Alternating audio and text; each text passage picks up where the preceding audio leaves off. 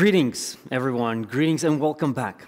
The CERTLV is pleased to host again the conference here. This time it's happening here on site with a few of you already being here with me. I do appreciate your support here. And the rest of the viewers joining in live. Now, just before I introduce my first speaker for today, I just want to say that there are just 2 hours left for the Capture the Flag event to complete. Now, there's been a fierce battle, but we'll talk about it at the end of the conference. The fierce battle means that the first place has solved all the tasks, the second place is still 1 task away, and the third place is just 2 tasks away on reaching and confirming the podium. So it is a very, very tight fight, and I know that the first place completed all of the tasks already well after midnight, so it's been a very long night and a very long yesterday for them. We will have a CTF Tech representative joining us live at the end of our talks, so stay tuned. The ones who are still playing and fighting, you still have a chance to win, at least entering the podium. But let's start today with my first speaker, Sasha. I want to welcome you on stage. He's the one I've been teaching courses together, so we've spent quite some time together in classrooms and traveling around the world. So Sasha, please do introduce yourself, and the auditory is yours. Hello, I'm Sasha. I would like to talk about how to create ROP chains on ARC64. Yeah. As I said, I'm Sasha. I'm working as a security consultant for Recurity Labs. It's a small German consulting company. I do their reverse engineering. I'm interested in exploit development. I do mobile application security, embedded stuff. Yeah. What you will see here today, I will explain you the ARC64 fundamentals. I will give a short introduction in return-oriented programming, a short introduction into jump-oriented programming, and I will show you a very simple demo exploit. So why should you focus on ARM? Today, almost all smartphones and tablets based on ARM CPUs. Some computers today utilizes ARM CPUs.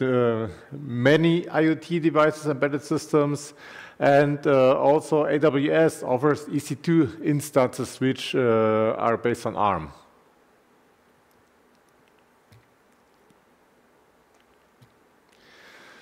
So ARM is a RISC processor which has a small instruction set, a large register file, which means you have many registers. It's a load store architecture, which means that if you want to do something with data from the memory, you have to load it into registers or store it again into the memory, but you cannot modify the data on the memory directly. You have simple addressing modes and a fixed instruction size. And on the 32-bit architecture, you have conditional instructions.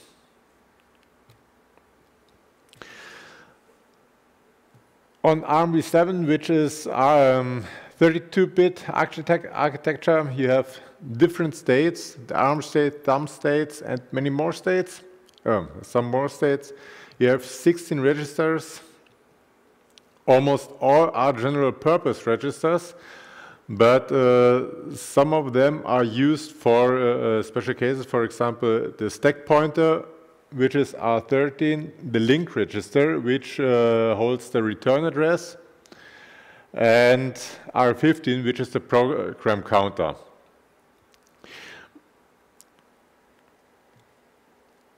You have several privilege levels, which are equal to the rings on Intel.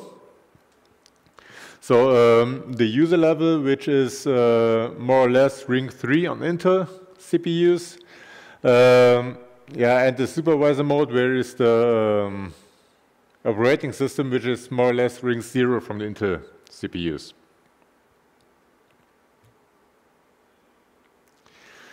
The ARM state is the default state. Here the instruction size, so all instructions are 32 bits, and all instructions have to be aligned, 4-byte aligned. All registers, so R0 till R15 are accessible here with all instructions.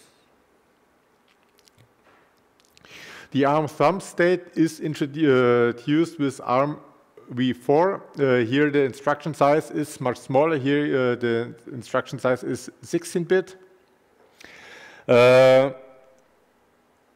which brings you a better code density, and the alignment here is also 60 bits.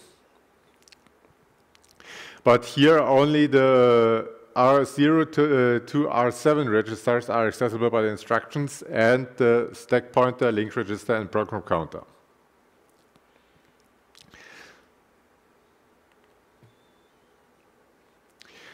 The ARM v8 architecture is the 64-bit architecture. It has also 2 states. The ARC64 state, which executes the 64-bit instructions, and ARC32 bits for compatibility reasons.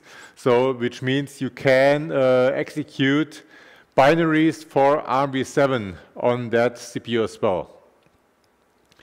Here you have the A32 and the T32 bit state, which is more or less the ARM state from the ARMv7 and the thumb state from the ARMv7 architecture. On the ARMv8, you does not have privilege levels. Here you have 4 exception levels, which are more or less the rings from Intel CPUs. You have here 30 general purpose registers, which is X0 to X29. X30 is also a general purpose register, but is used as the linked register, which stores the return address. Then you have the stack pointer, the program counter, and a special register, which is X0, which always returns 0. On ARMv8, the stack pointer and the program counter are not general purpose registers, which means they can only be modified by special instructions.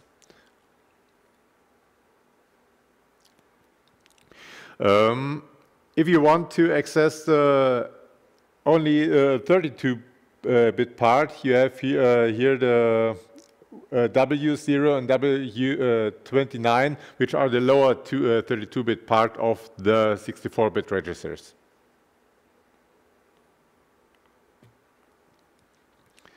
Yeah. As I mentioned, you have on ARMv8 exception levels. The exception level 0 is the normal user land exception level, where the normal applications are running. The EL1 is for operating system and kernel, EL2 for hypervisors, and EL3 is for secure monitor.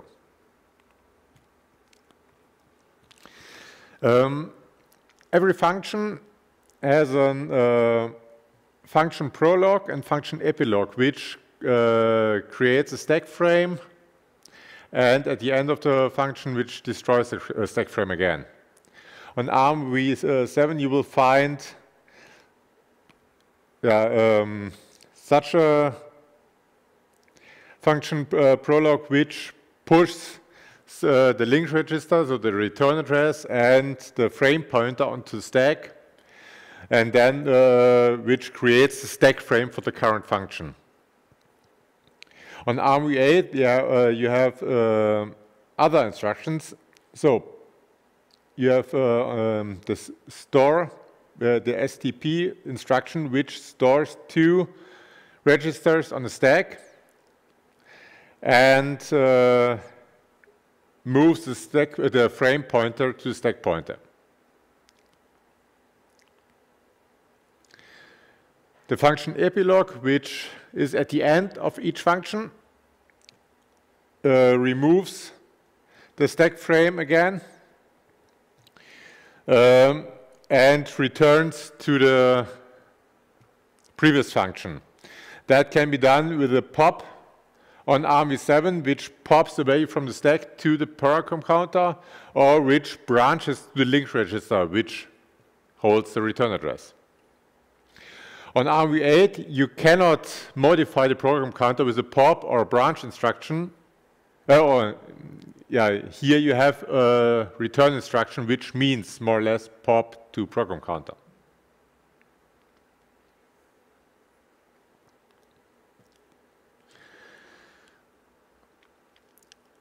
In the past, if you have vulnerabilities and you can execute code there, you could execute shellcode directly from the stack or from the heap. That means you have instructions in the shellcode which are placed on the stack, and then you jump to that code again. Yeah, shellcode are the CPU instructions, which are mostly position independent, and the hex values of that instruction which are placed on the stack or on the heap.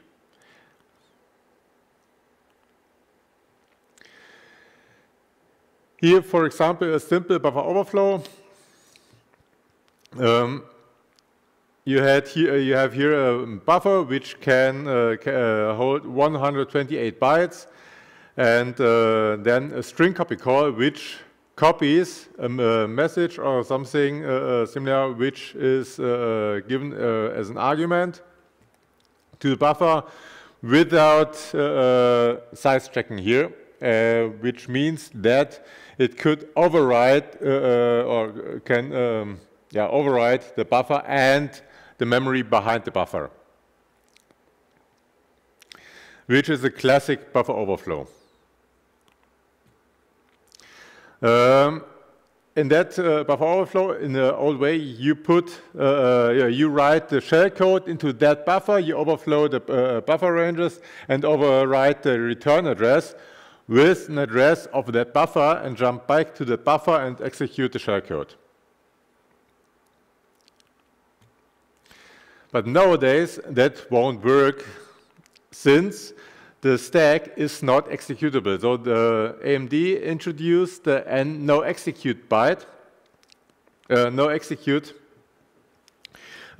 which is the possibility to mark the regions in the memory as not executable. Though that means you can write into the memory, you can read the memory, but you cannot execute instructions which are there. Yeah, that is also introduced by ARM with the ARMv6 CPU. Yeah. Therefore, you have to use return-oriented programming. Here, it's a code reuse approach. That means you use existing code which is still in the memory.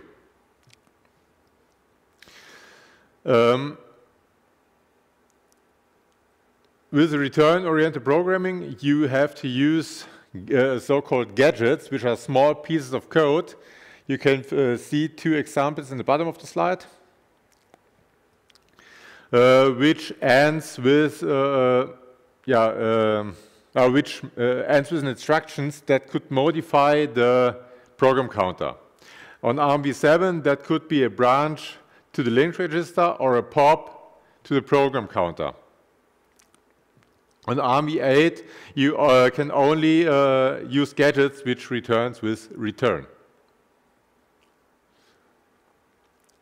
So but the important thing for that gadgets is that they can restore or load value into the program counter. The shell code is then consists then not of instructions, it consists of addresses of gadgets. Yeah. And each gadget of that ROP chain calls the next gadget. Where can you find the gadgets? At least of the end of each function. On ARM v7 and Intel CPUs, there you have the advantage that you can find more gadgets since you have different states on ARM v7. An application on ARM v7 could contain code for ARM and code for thumb state. And you could look for ROP gadgets which are for the thumb state in ARM code. And on x86, the instructions doesn't have to be aligned, so you can find gadgets everywhere you find the bytecode for the return instruction. So that can mean that if you have some data on the memory and there is for the opcode C3, which means return, you can find the gadget. On ARM v8, all instructions have to be 4-byte aligned, and all gadgets and all instructions are 32-bit. You can only find the gadgets at the end of each function. So that means you find less gadgets than on ARM v7 or on Intel CPUs. So here could be an example for a gadget. Another important thing on ARM v8 is that you not only need a return instruction at the end, you also need a LDP instruction at the end, which restores the X30 register, which is the link register, which needs to hold the return address. So return jumps to the address which is stored in X30. So each gadget have to ends with that instruction, so which loads an address from the stack, puts it into X30, and then returns to that address.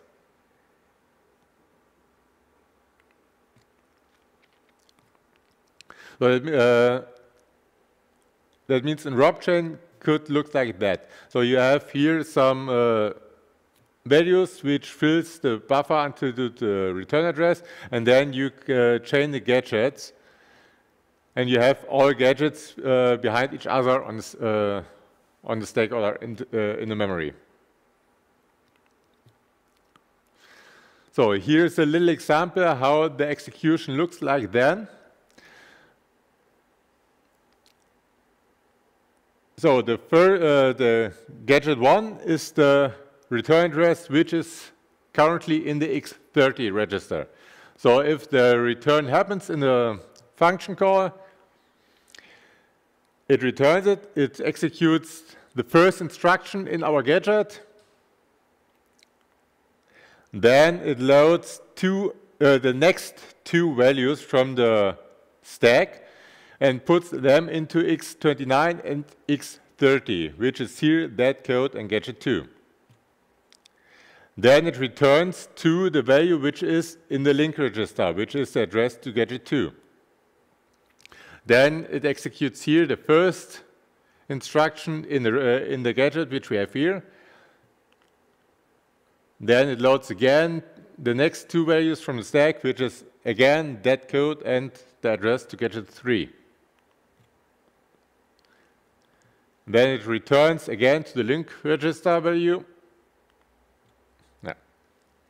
And here in the last gadget, again the first instruction is executed. Then again the load and the return.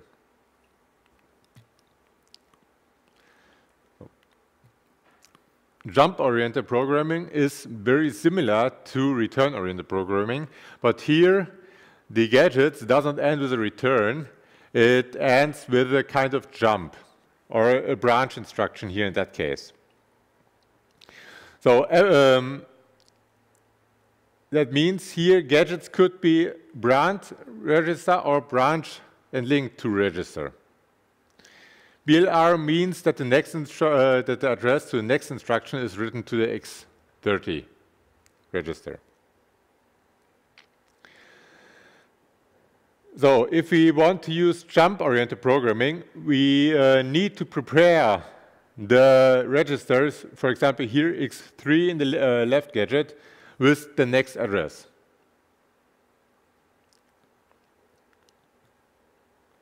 So how to find gadgets? It doesn't matter if return ROP gadgets or job gadgets. There are several tools online, for example ROPper or ROP gadget. Yeah. So return-oriented programming on ARMv8 looks like that. If you want to prepare a ROP chain, mostly you want to call a function or call a syscall. On both possibilities, you need to prepare the value, the registers x0, x1, x3, and so on, because those registers hold the arguments for syscalls or for function calls. So those registers have to be prepared. And therefore, mostly you need to read values from the stack. That means you prepare a ROP chain. That ROP chain or that gadgets read the values from the stack with a load P, for example, instruction into one of those registers. And then you fill all of the registers you need for your function call or for your syscall, and then you call the function or the syscall you want to. So here is an example for such a gadget which reads x0 and x1 from the stack and then reads x29, x30 from the stack and returns to that. The problem is you won't find gadgets which reads R0, x0, x1, x2 or those registers from the stack. You only find gadgets which loads the higher registers. So, for example, x20, x21, x22, and so on.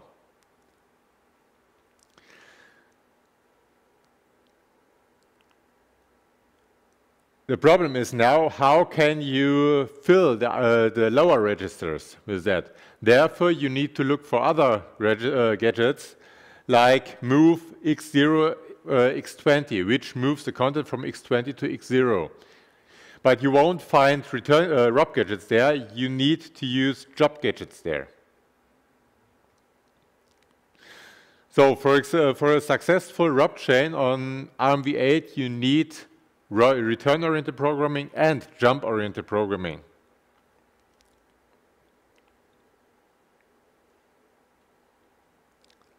Yeah. That means here, if you want to prepare for example, here the x0 register, you also need to prepare the x3 register, which calls the next instruction.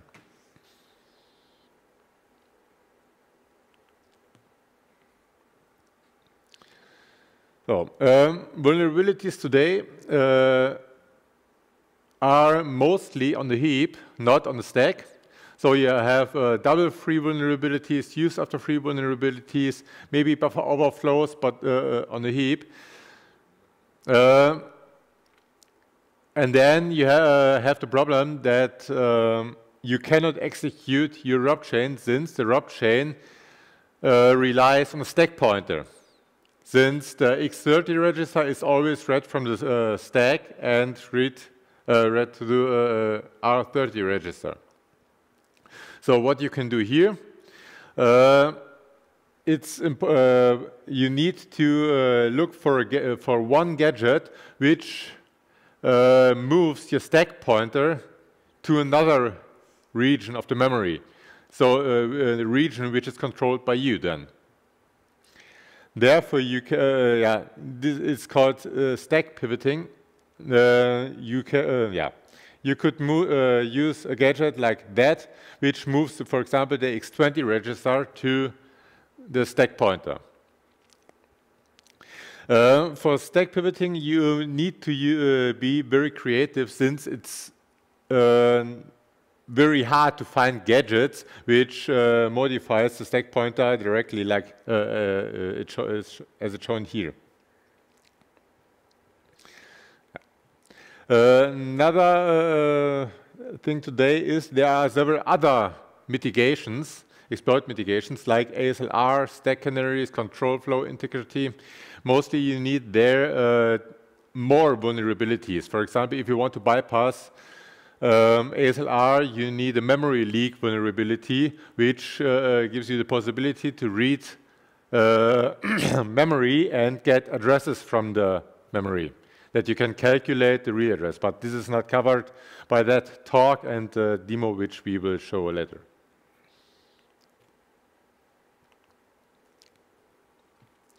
Yeah. Now we will look at a very simple example.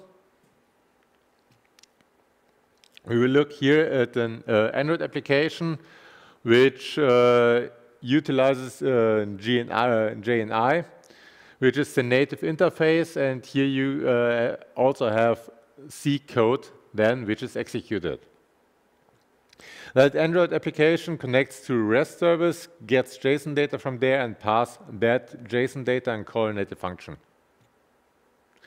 That is the JSON code which is read by the application. There you have a length field and the message, which is base 64 encoded.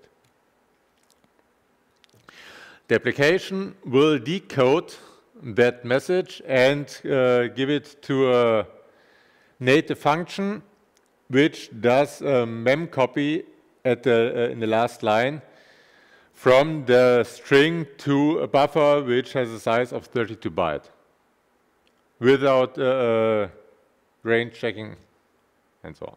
So here you have again a simple buffer overflow which overrides the return address.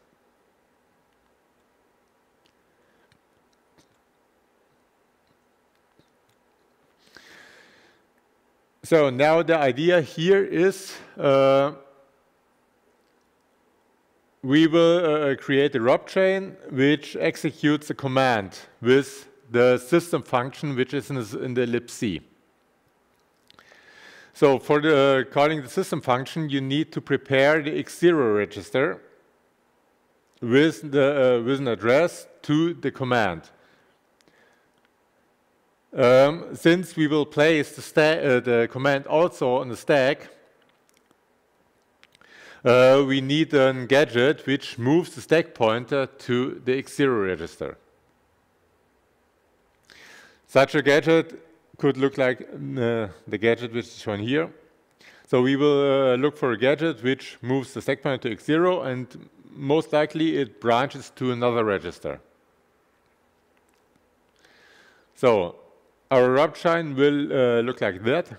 We will gadget which prepares the register for the branch instruction of the second gadget, and the second gadget is the move stack pointer to X0 register.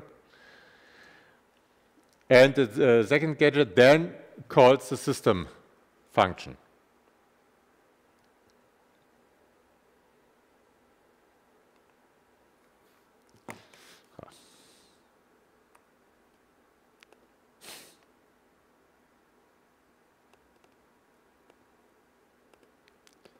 No.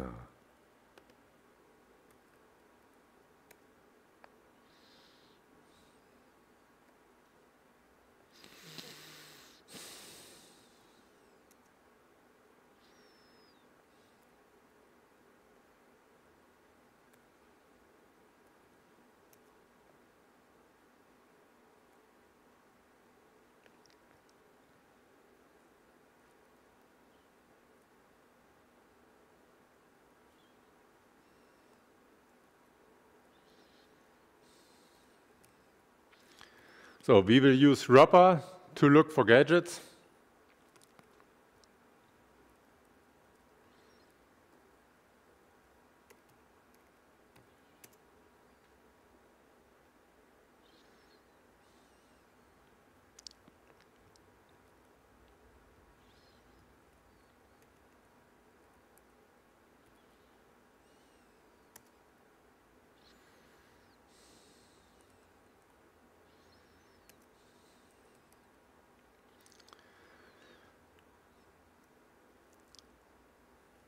for simplicity, we will not bypass ASLR, so we will use fixed addresses.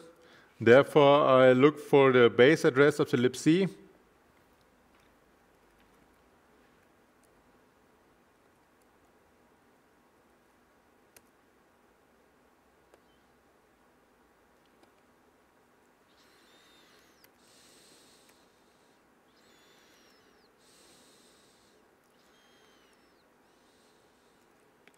And set the image base here.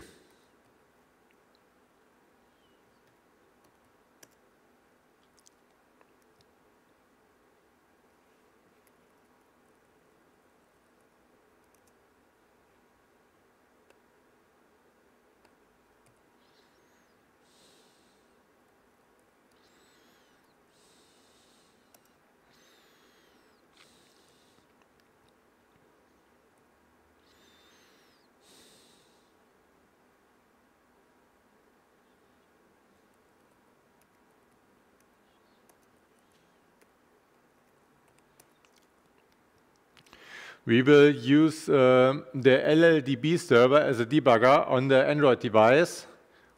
And we will use the LLDB on this computer to connect to the process.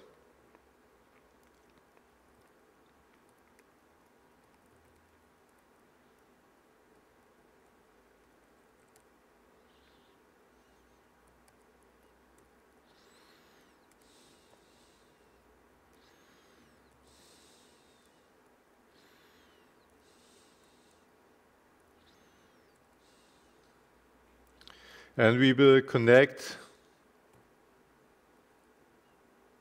to the example, attached to the example application.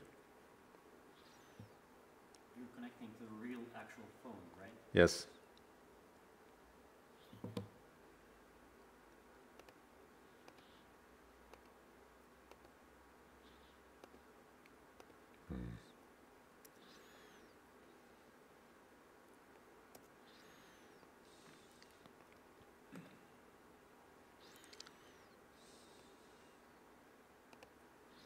Oh.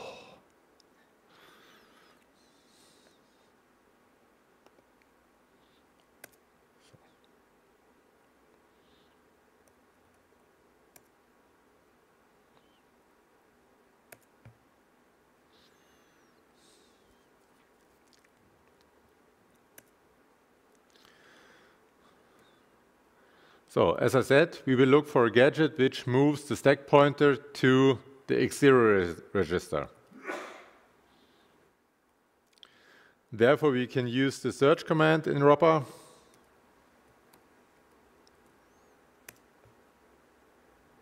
So we will see that we have here several gadgets. I will use that gadget since that moves stack pointer to X0 and do nothing else and branch to a higher register. Oh.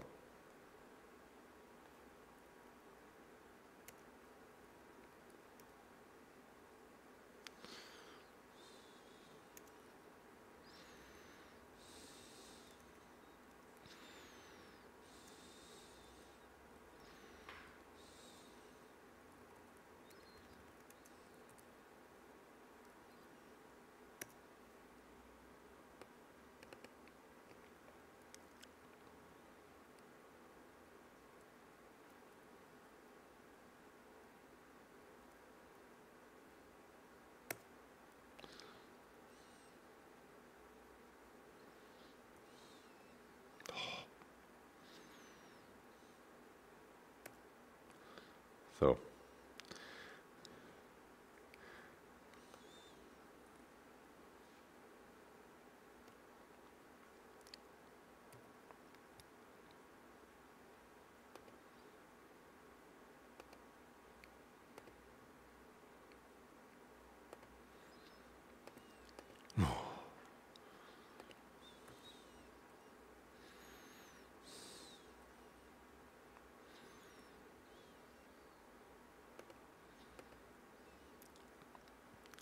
So this application here is the REST service where the application connects to.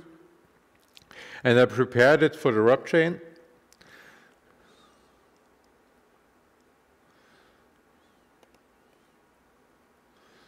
So I will put here the address of the RUB chain, or of the RUB gadget.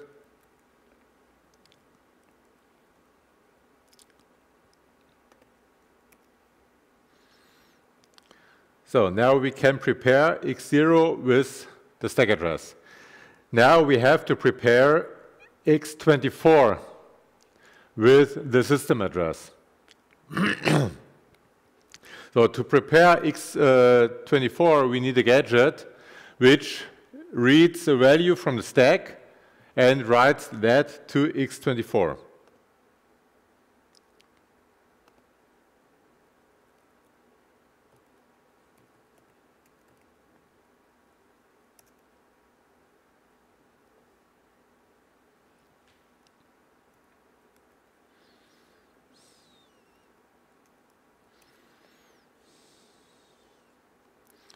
So we have here one gadget which loads x24 from the stack, then x23, and here x29, x30, which we need for the return.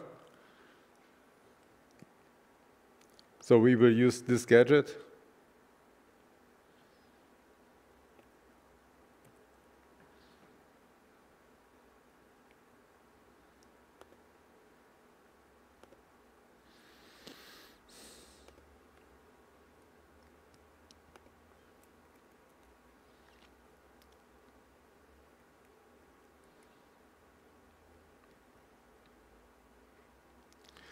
So this gadget reads from the stack pointer directly the 29 and 30 register, which is here. So we will need some value which is written into x29.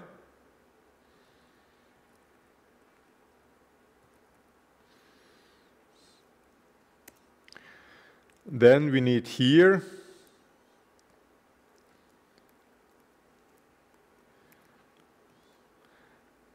for the x30 register, the next gadget, which is this. Then it will load x24 and 23 from the stack pointer and offset hex 10, which is then here. So we need here the address to system.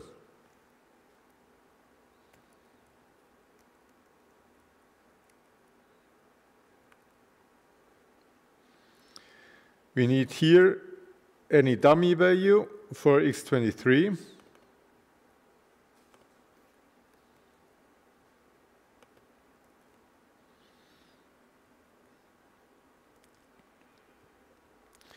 So and then here we will see at the end of that instruction the stack pointer is modified by 40 hex, which are some which we also need to put here. So we have here 8 hex 10 hex 18 hex 20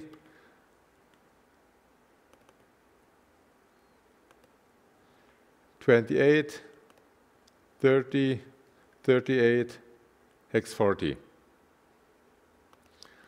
And then we will put here the command which we want to execute. So after that gadget, the stack pointer will point to that. And after that gadget, this gadget will be executed. That means the address of the stack pointer, which points to here, is then moved to x0.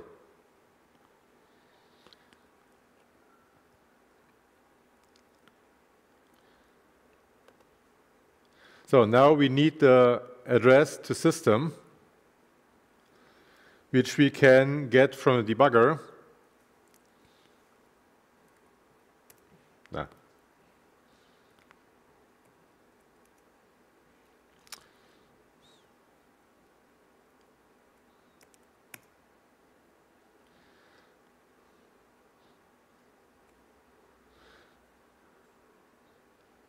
I disassembled the system function, and then I have here the first instruction is the address of the system function.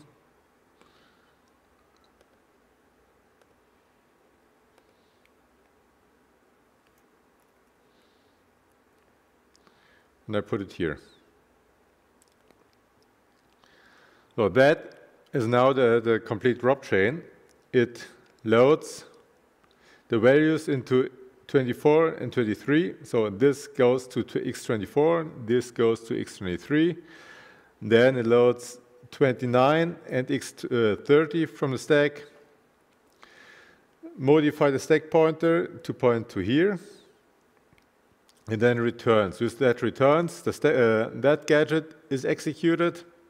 Since this is loaded to x30, this moves the stack pointer to x0 and branch then to x24. x24 is here filled with the system address, and that called system.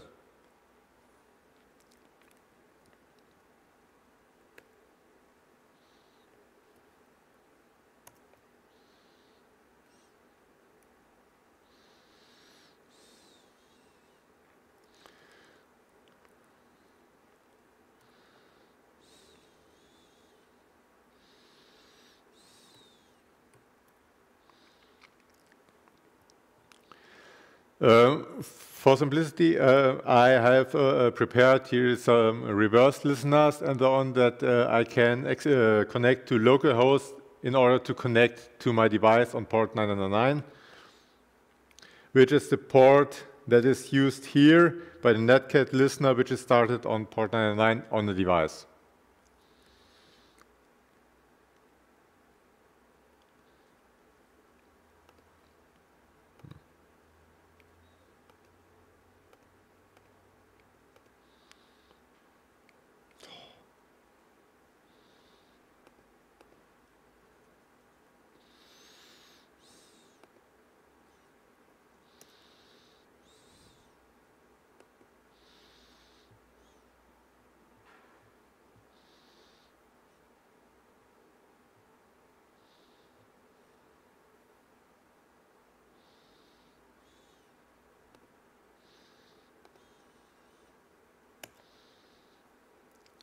So here you will see that Android is written here, which is here echoed to that listener. Yeah, that's it.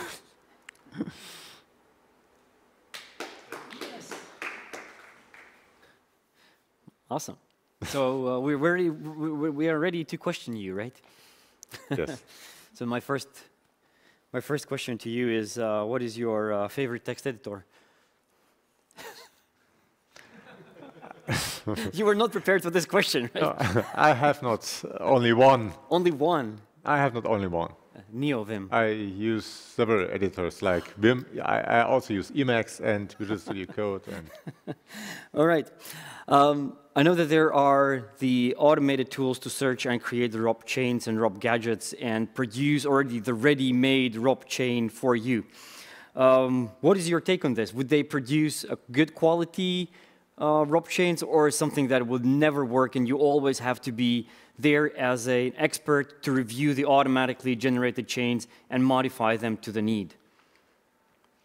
there are several tools which utilize semantic search to create ROP chains, but I haven't used them extensively, so I don't know how the quality of that ROP chains is.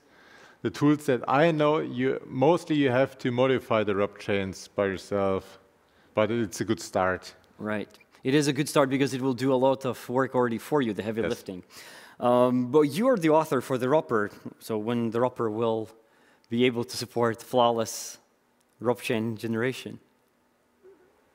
Anytime. Anytime, so it's feature. All right, so for the Arch systems or Arch-based systems that we are currently looking at, I'm mostly in touch with embedded systems. Would you say that exploitation of embedded systems would pose any issues like having a limited libraries that will limit our chance to find the right gadgets to actually create a ROP or jump-oriented code.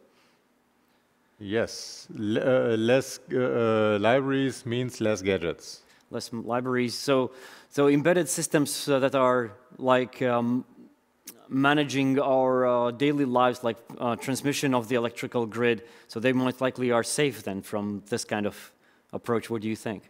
I don't think so. You don't think so? All right. So you said that you had some challenges with getting the stuff to work on the Android, and you said you needed time to fix this or figure out the way. So can you tell me what was the thing that you needed to overcome to make sure that your ROP chain worked? What was the thing?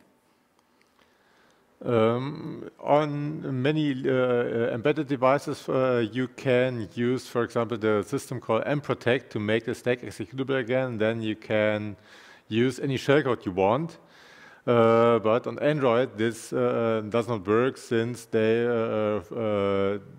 does not allow to make the stack executable, or they does not allow to make the stack memory executable if it's writable. So it's not possible to do to make the stack executable again. And that's a protection feature introduced into the Android systems. Yes. So are there any other protection mechanisms, and how would you overcome them in principle? And we don't need a huge detailed. So is there, I don't know, a protection mechanism that would check if return has been called, also if the call exists, or that the stack pointer is always pointing in the stack, and if you're doing stack shift, it's not pointing somewhere else. So those checks, have you seen those on the Android devices or any other devices that would control and avoid mitigate these attempts to exploit? I know Android uses several mitigations like control for integrity, which shall prevent ROP on Android devices. But not all, as far as I know, not all libraries are compiled with that protection mechanism. Yeah, ASLR is in place for all memory regions there. So if you would have an ASLR here, because you explicitly said that you have disabled the ASLR. So if the ASLR would be, you have not disabled it. I haven't disabled it, but the library, since on Android for the if you start an Android application, the Saget process is forked, which means that the libraries does not placed randomized again. So it just forks the process, and the libraries are on the same place as long as the Saget process is not restarted. So once they're loaded, they will be in the same position. That's what you uncovered and entered the right offsets and image bases. Yes. All right. Is there any other question from the audience? All right. I think the questions will come maybe afterwards. But Sasha, thank you for your talk here, and I do appreciate you coming on site. Additionally, I will give you a small token from the CertLV. This is something for you because I know you're now running off to the airport, and I really appreciate you coming over. Thank you. Thank you. Thank you. All right, thank you, everyone. We will be right back with you in about 10 minutes, and this is when we are going to talk about the Bluetooth and wireless hacking. See you soon.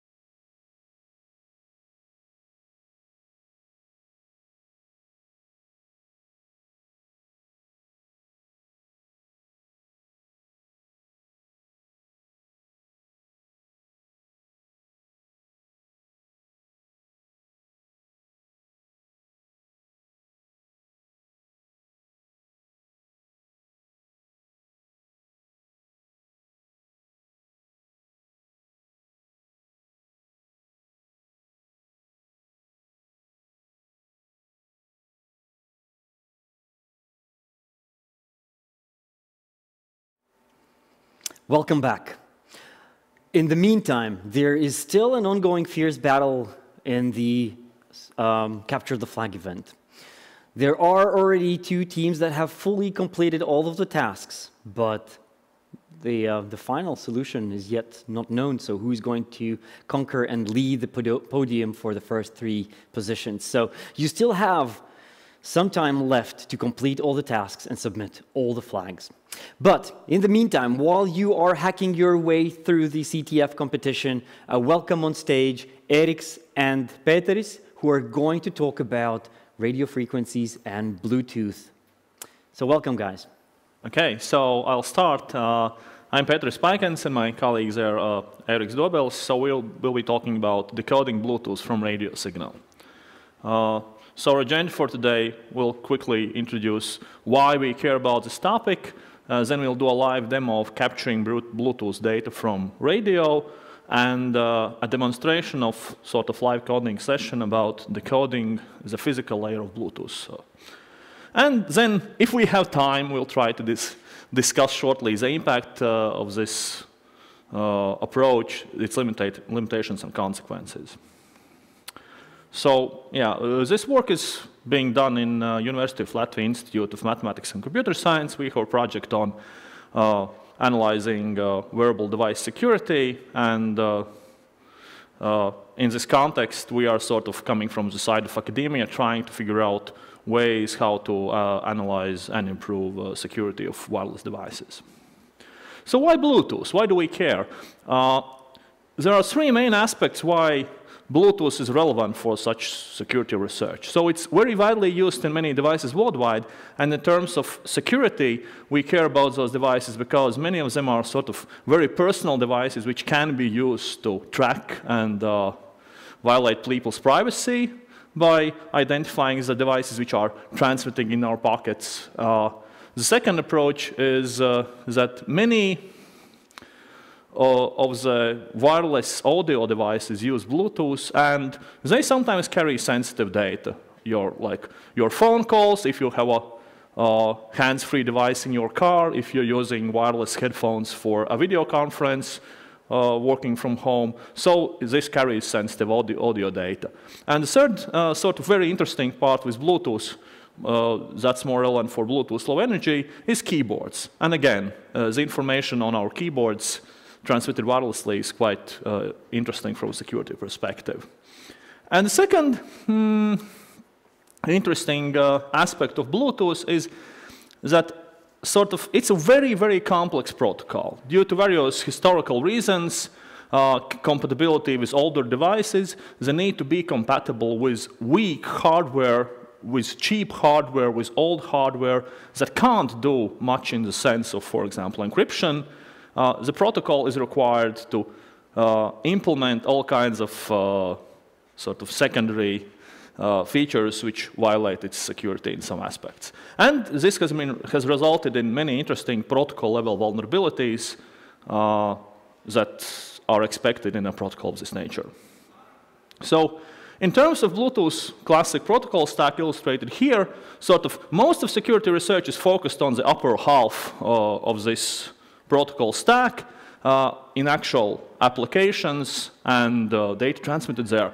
But for our purposes for this talk, we focused on the very bottom of this protocol stack, of the baseband, on Bluetooth radio, on the physical layer of Bluetooth.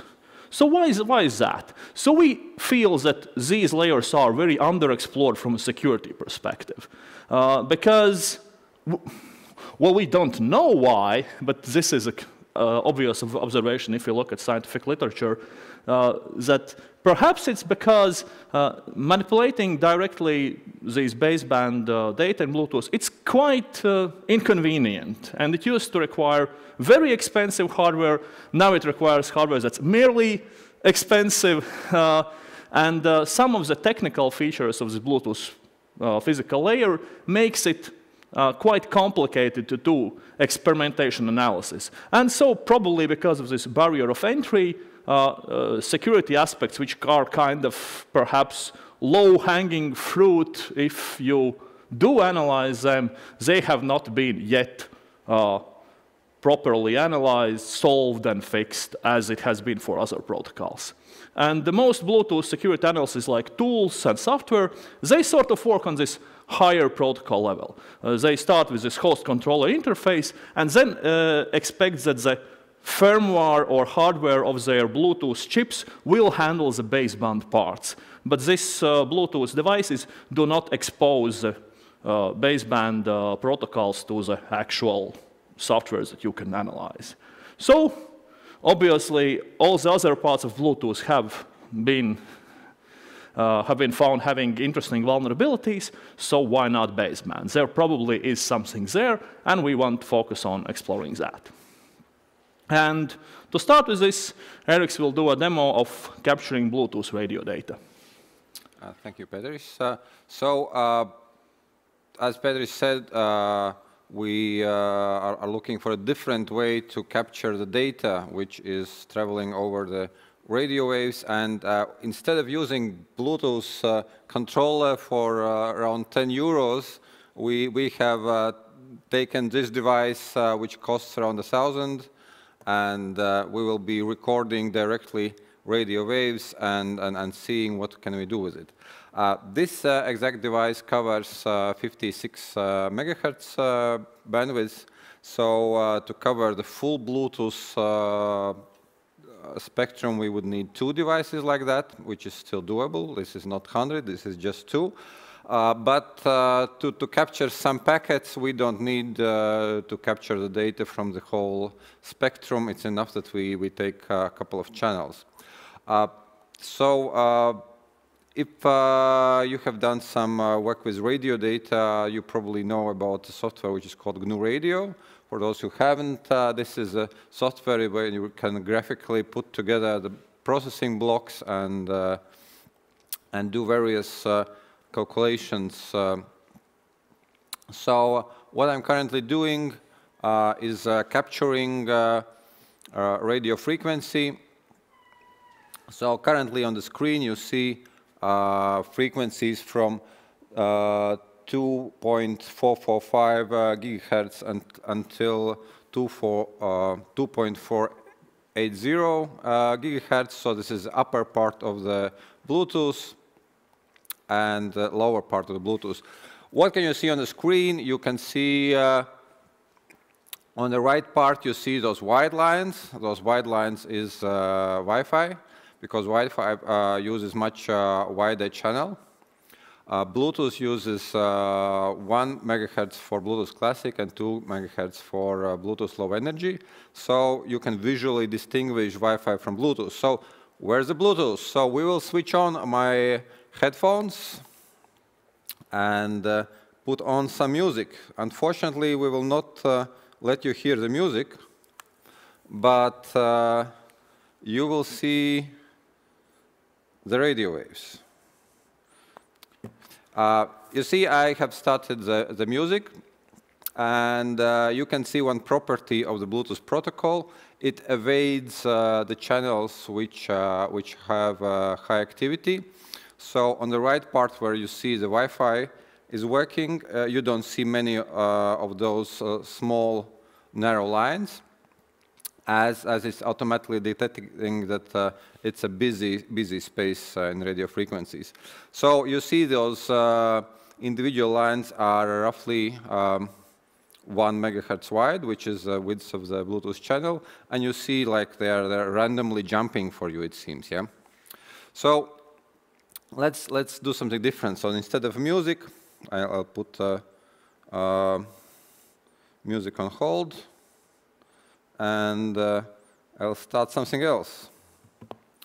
Now you see again those small narrow lines, but now you see there's a big difference, because you see them, there's the fewer of these lines, and now they go into the spectrum where the Wi-Fi is. So that's because I started scanning from my phone the Bluetooth devices around, and while scanning, the phone is sending out the packets. And during this process, it ignores that the channel is already busy. That's why you see it overlapping with Wi-Fi. So what what can you do next with it? Yeah, so like looking at those pictures, that's interesting, but that doesn't give you information to work on further to get to the data which is transmitted, right? So what do we need to get the data? So one thing we need is to get individual channel.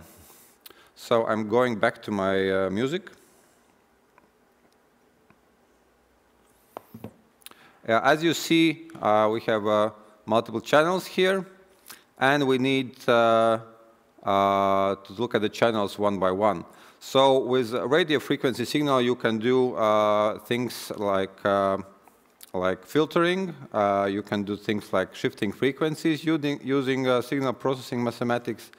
So this is how filtering looks like. Yeah, I can filter out just one channel. It's not yet one, because I want to have the one which has more frequent data, like for this example. And then I can filter it down, and now I have selected just one channel. So what I can do, I can record the data from this just one channel and further process. Of course, I'm now showing the demonstration in some real-life processing. I wouldn't do it graphically, I would do it automatically, but this was just more visual. So I hope you can believe that I can record the data from this into a file. So let's switch to other processing environment. I'm using Python and then Jupyter Notebook to process this data. And this is a little code in my Jupyter Notebook, which is showing the activity of that specific channel. So you see that we have these bars. We have what we can see that there are higher bars, there are lower bars. So why are they higher and lower? Because I have put my headphones just near the antenna, and my phone is further away from antenna. So data from my phone in the radio data shows as much more quiet than the data from the headphones. As you can see, just taking one channel, and here's the recording of 4 seconds. It's still in just one single channel, multiple packets that we can see. So we can also zoom in and see that one of those bars looks like not exactly like a rectangle, but it has this lower part and it has this a little bit higher part. So let's move forward. So this one bar again, so I can now zoom closer in. And when you zoom closer, you can see that it's just not one rectangle, it's actually two. So I think at this stage you can already guess that the stuff on the left is a packet from the phone, because it's further from antenna. You can distinguish that from the amplitude.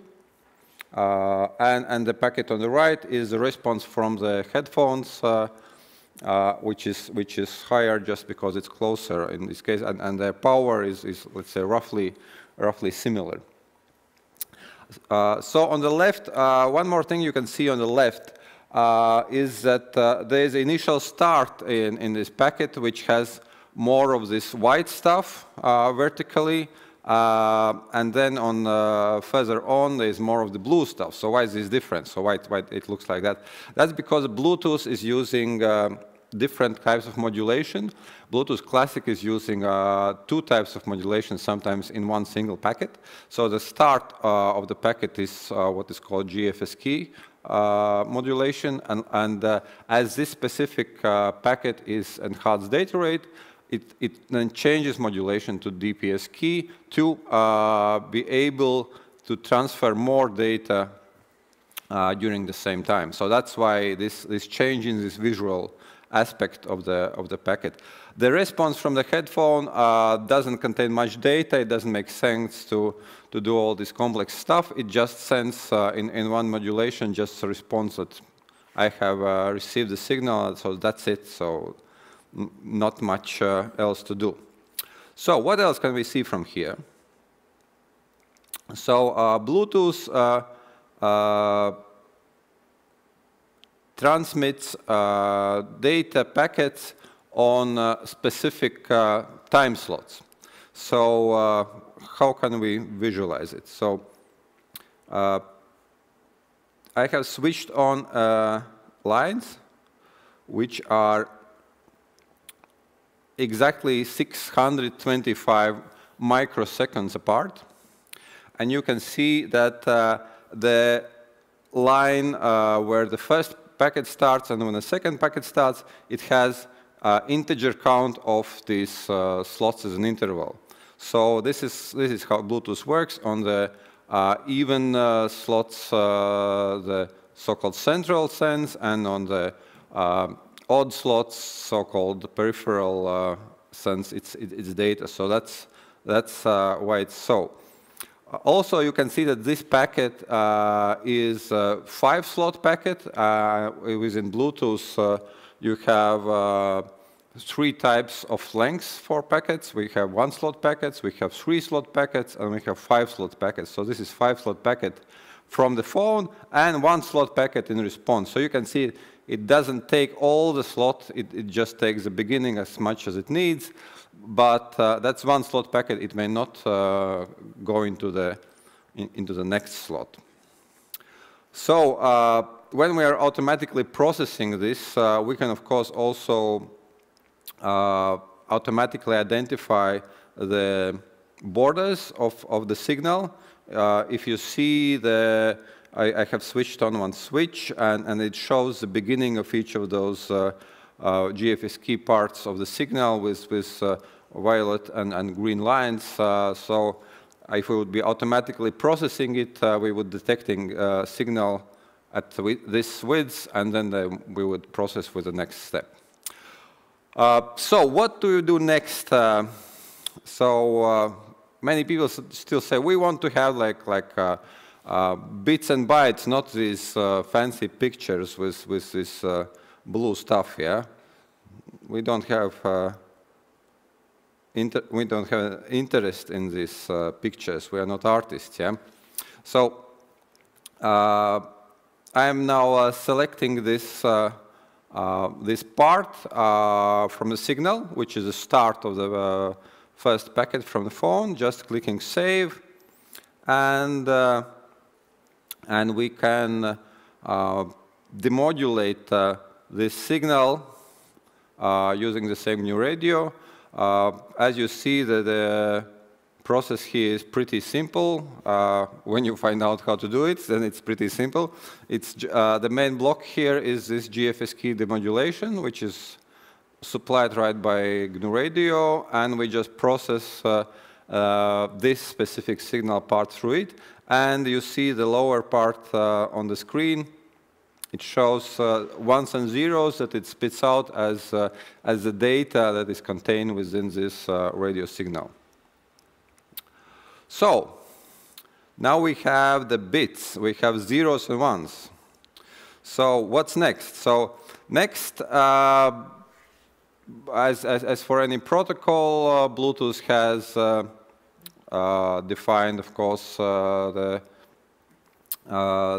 fields of the data transmission. And for Bluetooth overall, the idea is that it starts with so-called access code. Access code is a string of bits and a string of bits that is easy for device to identify.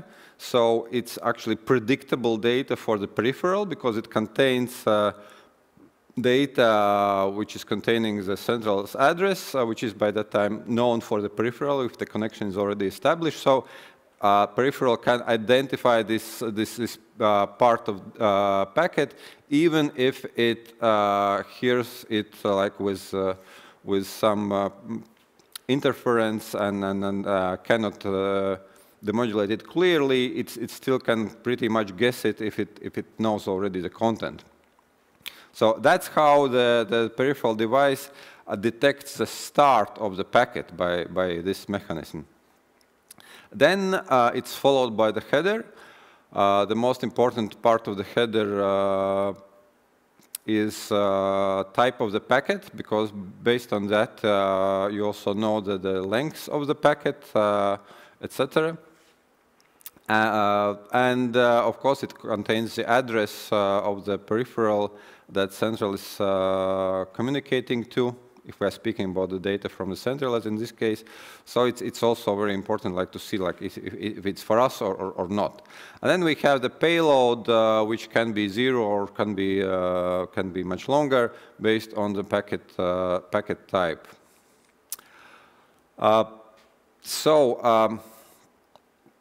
The access code, as I said, is specially crafted for device to be able to detect that it starts to transmit. One additional help in it is that it always starts with 1010 or 0101, depending on the next bit. And it ends with a trailer in most cases, which is also something similar. It is 1010, like, what a surprise, yeah? Or 00101. So what can we do is, when we got those bits from the air, after demodulating them, we can just search for these bits, and when we find them, then we can, like, conclude that this is possibly a packet, and then we can do further steps on decoding and seeing what kind of data can we find here. So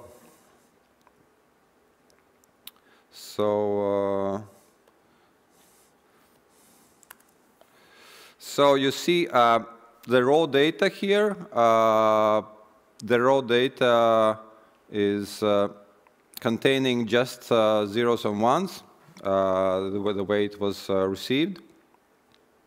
Now we try to find this preamble and trailer, and based on that we determine, like, from which point we have to dissect further. And you see that in this case we have the access code, and correctly it's 1010. Then is access code. Part of the access code is MAC address part from the central device. In this case, it's also decoded already here as this string below. I could show you that my phone contains exactly these bytes as a part of its Bluetooth MAC address. And you see the trailer is also correct. It's also 1010, and all is fine. Yeah. So by that we can conclude that this looks like a Bluetooth packet, and we can work further on, because it's really, like, seems like reliable case. Yeah. So what's next after this? After this access code, there is a header. So the header consists of the 3 bits of address, 4 bits of packet type, then there are 3 flags, and there is HEC, which is a sort of control that it has been received correctly. But there is a big but. Like first time you do, and this was my case. I would believe like 80% fall in the same trap. You see, oh, I have these bits. Like I did decode this access code, and now I know what is the packet type and so on. But no, there is a process in between. There is a process called whitening. So whitening is performed for the purpose of trying to make a number of ones and zeros similar to each other, because otherwise it's getting harder to demodulate. The demodulation is less reliable. So that's why it's whitened on the sending side and de-whitened on the receiving side. So let's de-whiten. So how do we de-whiten? Then comes the next problem. The whitening is dependent on the clock of the central. So the phone, like the Bluetooth chip in the phone, has a clock, which is specific for this Bluetooth communication, and it ticks. Like it ticks on its own. And how can we know, being on the receiver side, like how it ticks, like what's the current value? And the answer is that at this point, no, we cannot know it, because when they connect it to each other, they establish the current clock value. And from that moment, the peripheral knows and when follows the same clock by using its internal clock and seeing like what is the current value. What do we do now? So how can we circumvent it? So in this case, we do some brute forcing. We try all the possible values. Fortunately, there are only 6 bits for this clock. So there are 64 values for the clock at this moment. And we just try them all and see if one of the responses makes more sense than others. So in this case, we saw, oh, it's a 5-slot packet. So we can be pretty sure that the type of the packet is one of those which asks for 5 slots. So we have only 2 possible values for the packet type. So by that, we already extinguish majority of the other options. And we, in this case, I'm not going through the whole process here, but in this case, we got 4 alternative values for the clock, and we knew that it's one of them. So what can we do next? We still have 4, so we want to have 1, and we want to know which is the right one. So we take other packets, and as this clock ticks together with slots of the Bluetooth, we know that if the packet is sent 5 slots after, as in this case it was with headphones, we know that the clock is 5 ticks more. So we try again with a packet from the headphones, and then we see that this is a 1-slot packet. And again, we have limited us to specific types, which we see how many of the cases are still matching the situation. If not, arriving to one single answer, we just take next packet. So in this case, we had to process 4 packets to be certain of the clock value, and from that moment, we can synchronize all the processing and divide and all the headers. So next thing is this HEC, which is also additional control to verify that header was received correctly.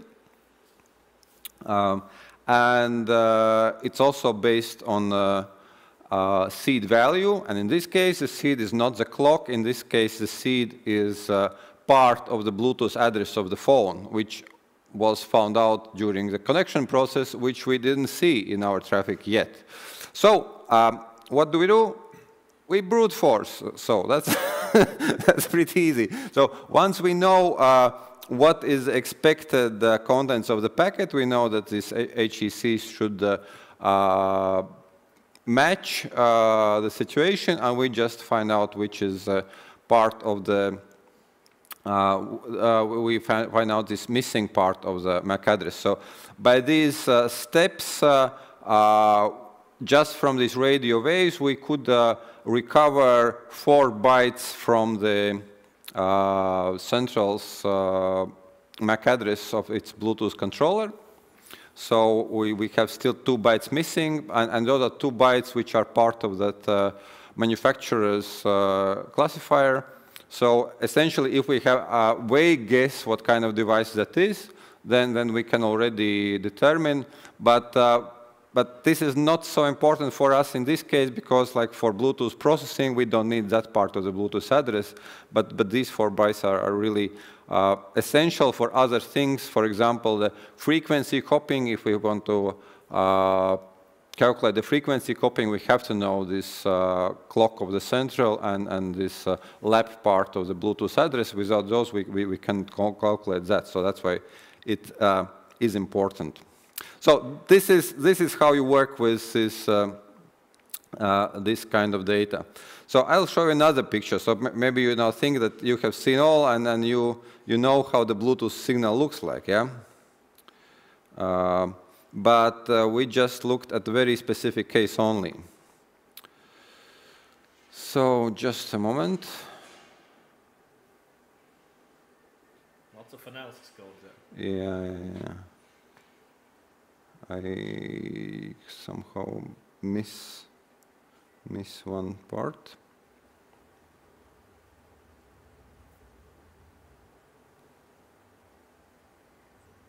Okay, so I can do a short overview of what we just saw, so some highlights there. So the key part of why this is necessary, so we are coming from a perspective of an attacker who does not know the actual device attributes, and see we are trying to sort of eavesdrop on someone else's communication. So the way Bluetooth is built, it relies on a bunch of pseudo-random values or kind of encryption or encoding mechanisms, which are there mostly for technical reasons to ensure that the signals are stable in the presence of noise or in the presence of some defective stuff. And and they establish these values during their handshake, which we can't reliably catch, especially if we don't have ability to catch all the channels at once. But as Erik just shown, we can start intercepting in the middle and make brute force attacks to obtain these parameters. Yeah. Yeah. So I'm showing you next Bluetooth communication picture. So this initially looks very different, and when we zoom in, it still looks different. So you see that instead of multitude of these combinations of 2 peaks, one higher, one lower, this is seems like something is being communicated all the time, yeah? And then not at all. So let's zoom in. So what do we see zooming in? We see that it's not one big block, and we see it's a lot of individual signals.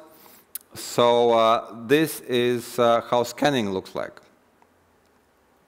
So during scanning, the similar picture you would see in not all, but many channels.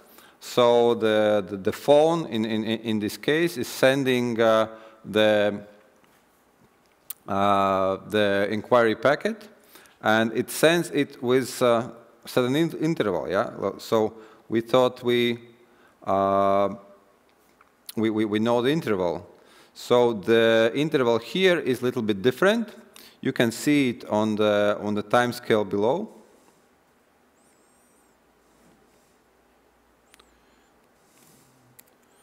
Sorry.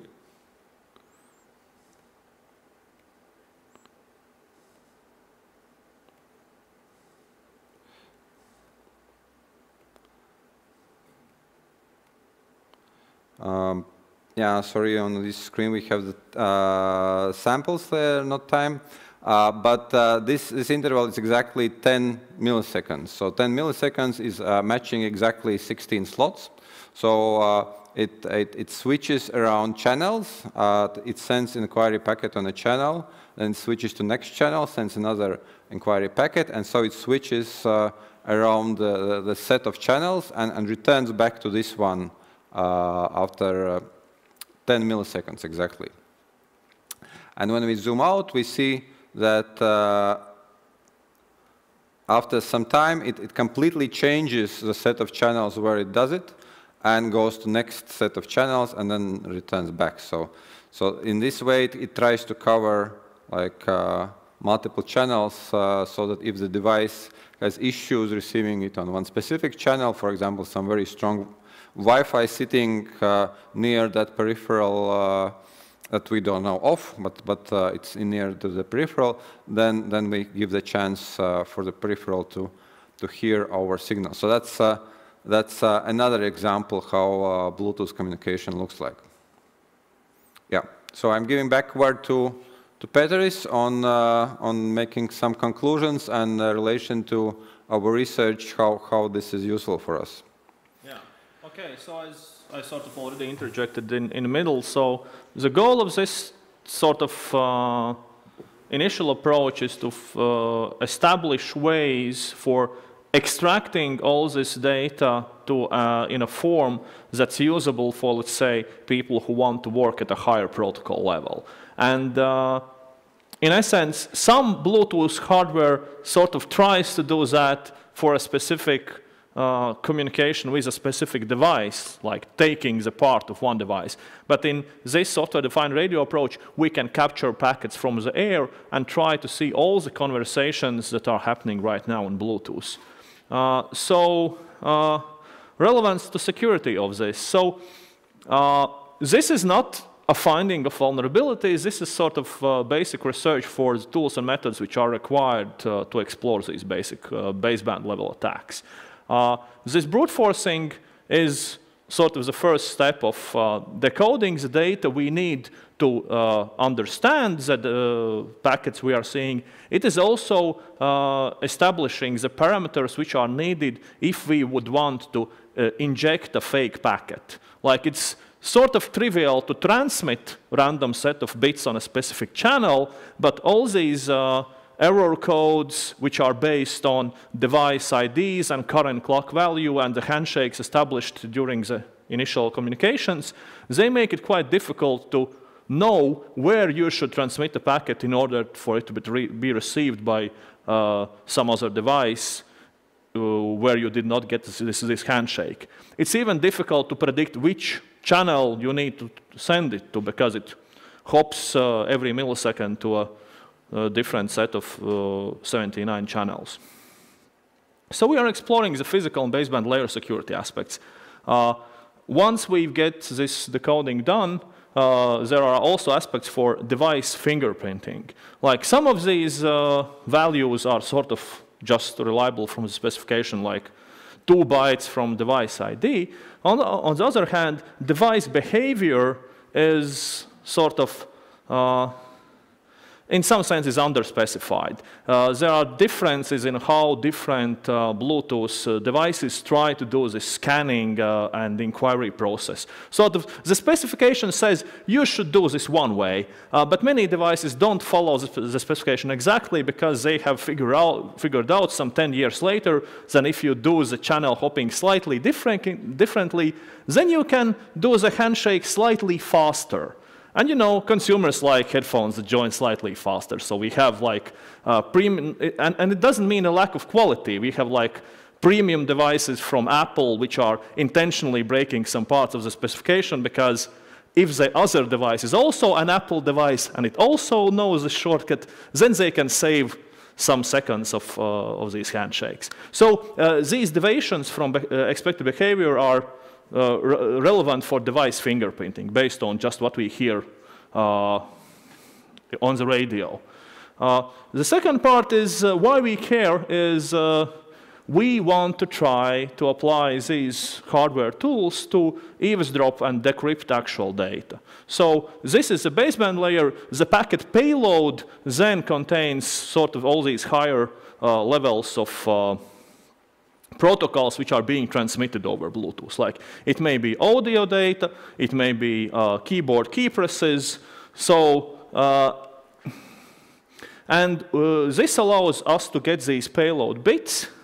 And of course, for the security sensitive protocols, these bits are then maybe encrypted at some higher protocol level as well. However, we sort of have this unconfirmed expectation that many of these devices can't really do proper cryptography because of lack of randomness. So if you have, you know, cheap headphones, They try to make proper key exchange, key generation, but if they don't have proper randomness, you can't do it securely. So we expect that even if they follow all the protocols, once we get to decoding this data, this encryption has a high chance of being compromised. And once we can do that, the same techniques and the same hardware, which allows us not only to receive packets but transmit them, they may allow either impersonation of devices after they've been turned off, or even man-in-the-middle attacks by relaying transmissions from another device in real time. So what are the big limitations and obstacles for this research?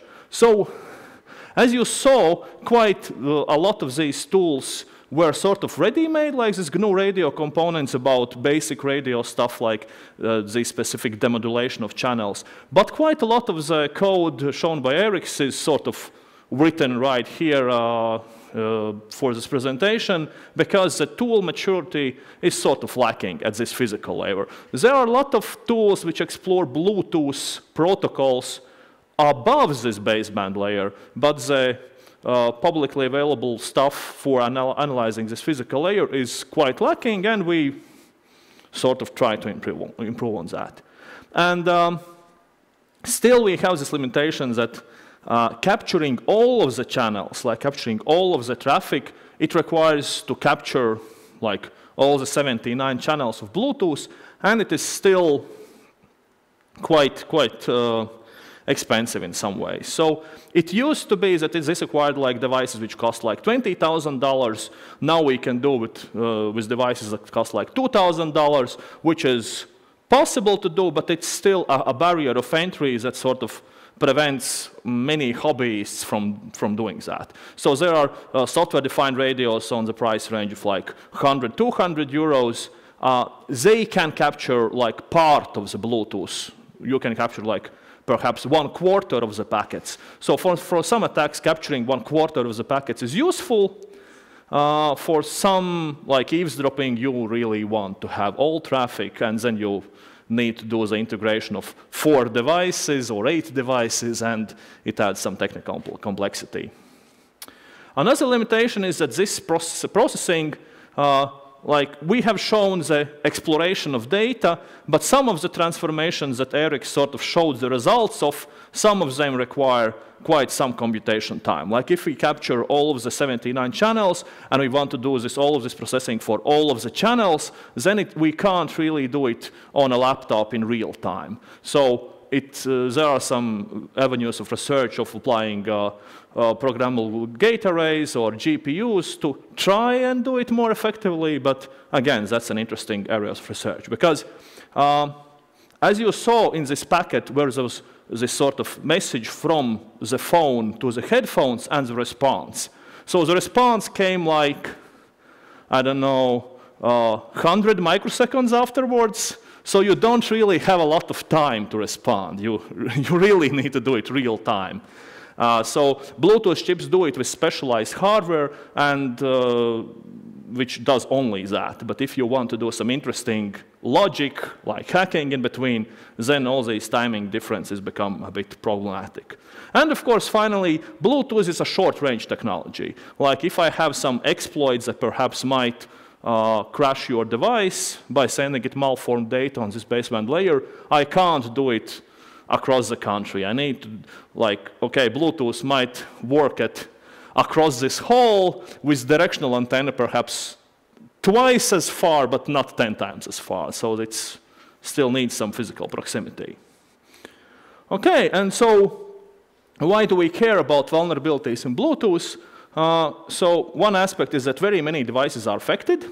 What we have seen in practice from higher protocol vulnerabilities, like there's Bragtooth and Swaintooth and some applications of that, is that when people have found vulnerability in a specific device, like, I don't know, a chip in headphones, it turns out the same vulnerability appears in some mobile phones and some other Internet of Things devices, because even if the devices are from a different vendor, using a different chip from a different manufacturer, all these manufacturers sort of share.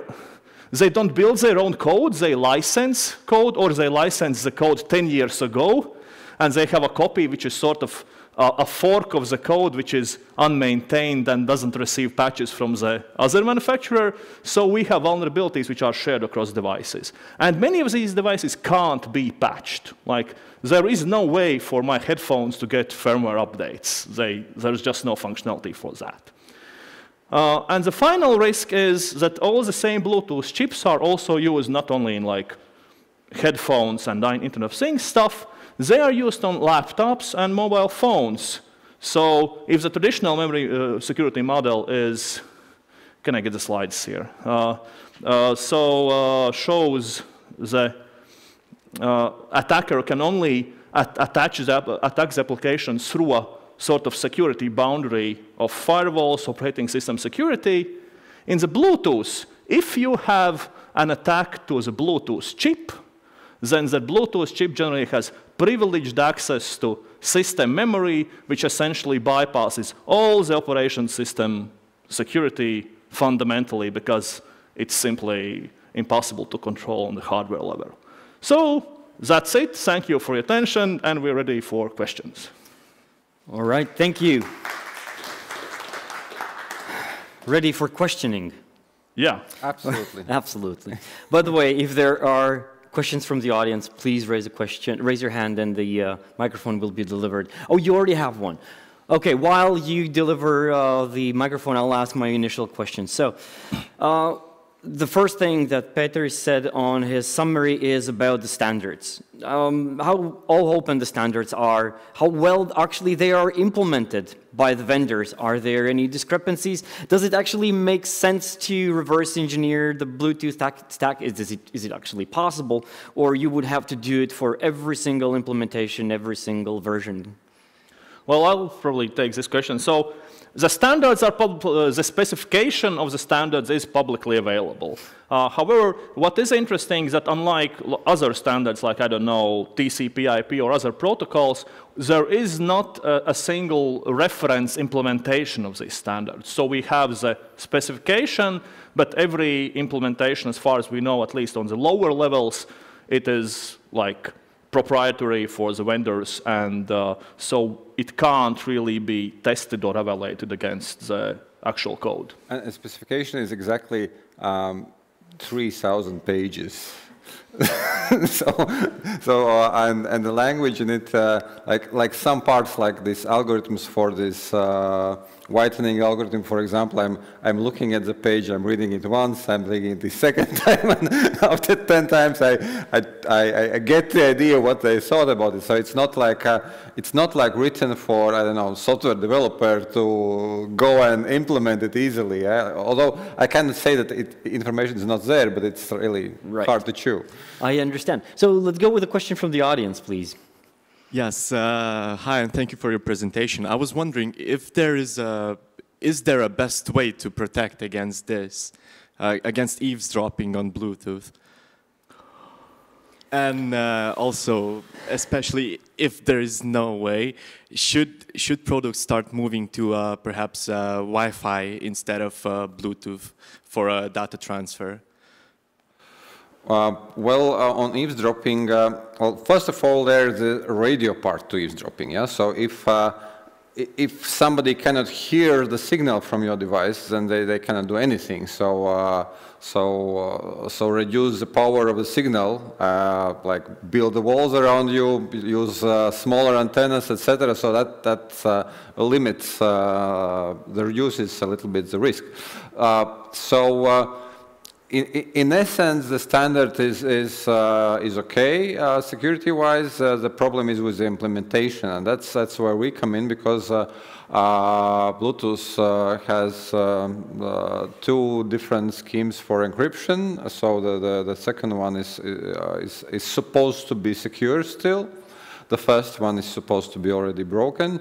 But if you have a chip which implements it in the wrong way, or we can force your chip not to use encryption, then you have the issues. I'm not sure whether Wi-Fi is anyway better than that. So you can, if you find vulnerability in the Wi-Fi implementation, like the same story repeats. So it's yeah, it's hard to compare.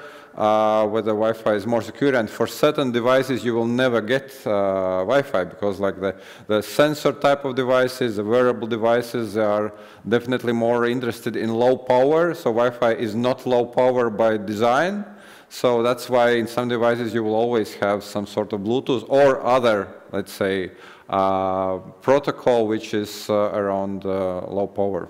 All right. Yeah. One more comment about this question is that you can assume that just as for TCP/IP, you can assume that your physical layer is simply insecure, transmitted in the open, even if there are some measures of security, and then you have to do your encryption on the protocol level, on the higher protocol stacks. All right. So let's carry on. What do you?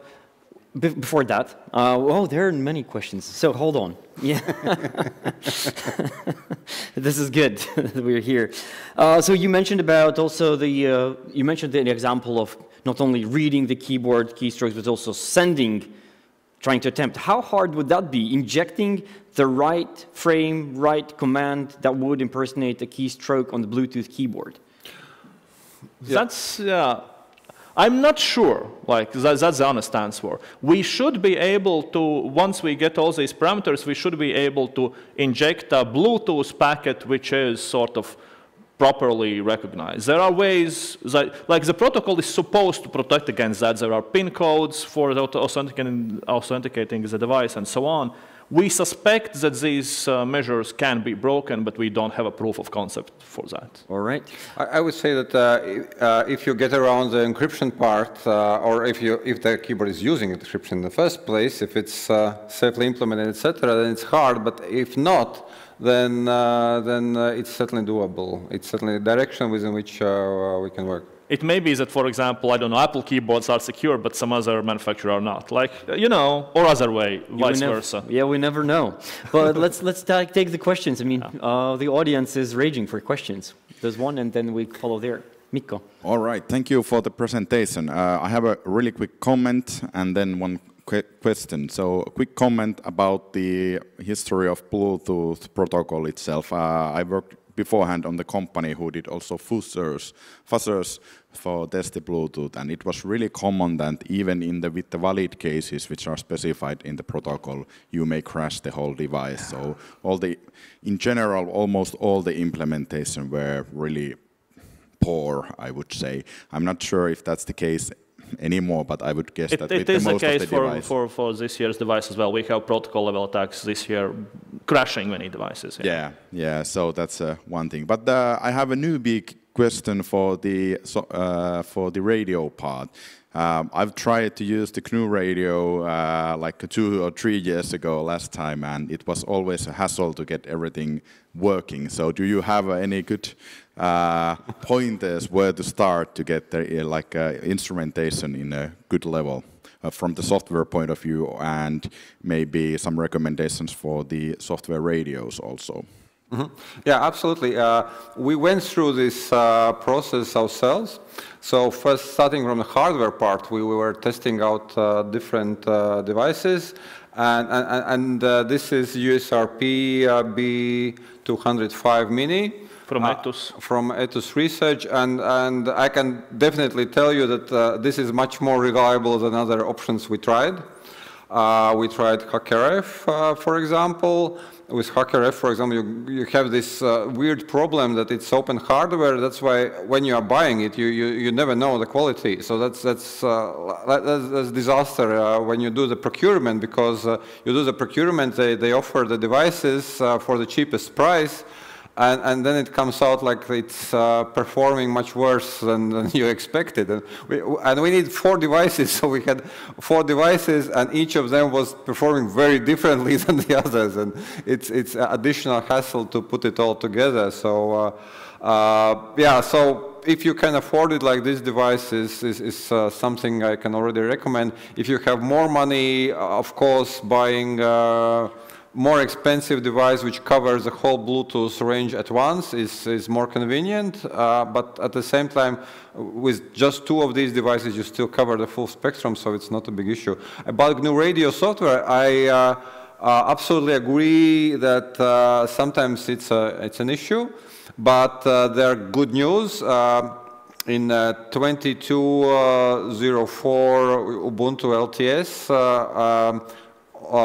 a nice version of GNU-Radio, I would call it so, is included. And like half a year ago, I was like compiling all the time, and it takes like pretty significant time when you put together all the libraries.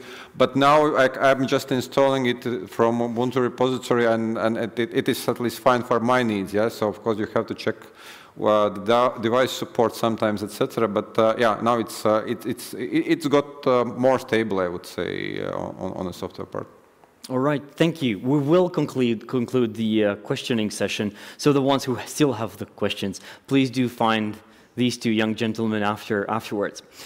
For the upcoming 5 minutes, take a small rest, and also in 5 minutes, the Capture the Flag event also ends. So see you in 5 minutes. Okay. Thank you.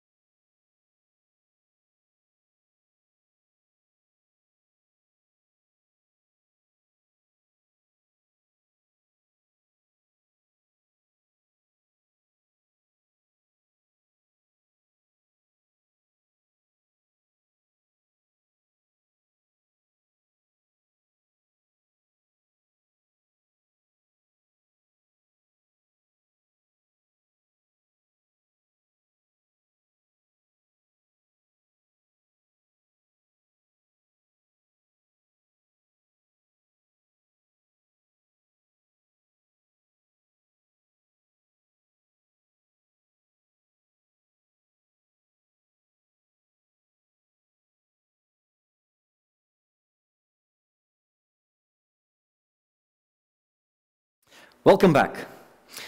The CTF has officially completed. However, we're not going to reveal the results yet. You will have to wait until the end of the conference. Right before 6 o'clock local time, we will reveal, together with the CTF Tech representative, how did it go and who's the winner. But currently, I would like to welcome here on the big screen our partners from SynSaber in United States who are going to explain what they have been tampering with the IEC 104 protocols, and not only there. So, Caleb, welcome to the stage, and the crowd is yours. I appreciate it. Excited to be here.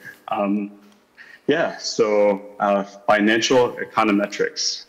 Really going to spend some time trying to put two seemingly disparate things together as best as possible. Financial econometrics is this really incredibly wealthy repository of math. People discovered a long time ago that if you apply math to curve, you can make more money. And so they just kept doing it. And so all of those resources are available to us. And IEC 104 is a protocol that is leveraged by Indestroyer. And the behaviors of the protocol are studied. And the math seems to align fairly well in certain cases. So we're going to go through kind of the gaps in financial econometrics, but I know you guys just spent a lot of time listening to curves at a micro level, which was incredible. This is going to be more of a macro view, and how do you analyze curves from a just a higher level. So a bit about me. Background is chemical engineering. Spent time in oil, and then moved over to incident response. Mostly with utilities, so heavy focus on generation, distribution, transmission. Most of that was focused on kind of a sister protocol. And then penetration testing, where I spent a lot of time reverse engineering protocols. So I really enjoy studying how machines talk. Yeah, excited to dig in with you guys. Quick agenda, Indestroyer 2 attack model. And then we're going to go into baselines. It's in quotations because it's often misrepresented, and there isn't a consistent definition for it. But then we're going to go into econometric time series, and then kind of detection results. I tried to predict curves and have some interesting output for it. This is a work in progress. No model is perfect. And as I gain understanding of the lab system, the models get better. So yeah, it'll improve over time. A little background though on Indestroyer and Indestroyer 2. 2016, you had kind of an actual successful impact, which is very rare in industrial control systems. There's a lot of barriers to success before you get into the process domain, and even after. These systems and machines were largely designed to be tolerant to engineers making mistakes. So someone who doesn't know the system very well, it's very easy to trip up and make a mistake, but they didn't. And it had multiple protocol configurations, but one of them was IEC 104. I will make the links available to all these resources, but you have tons and tons of IOCs that were reported out of this, most of them host-based. And then analysis of the malware, which kind of said, here are the capabilities of the protocol. And they do have a good understanding of the protocol. Within that, there are some elements of payloads that would be scanning for IOA ranges, looking for sequences, shifting the formats of IOAs. That does detail either a lot of host level information gathering or network level information gathering.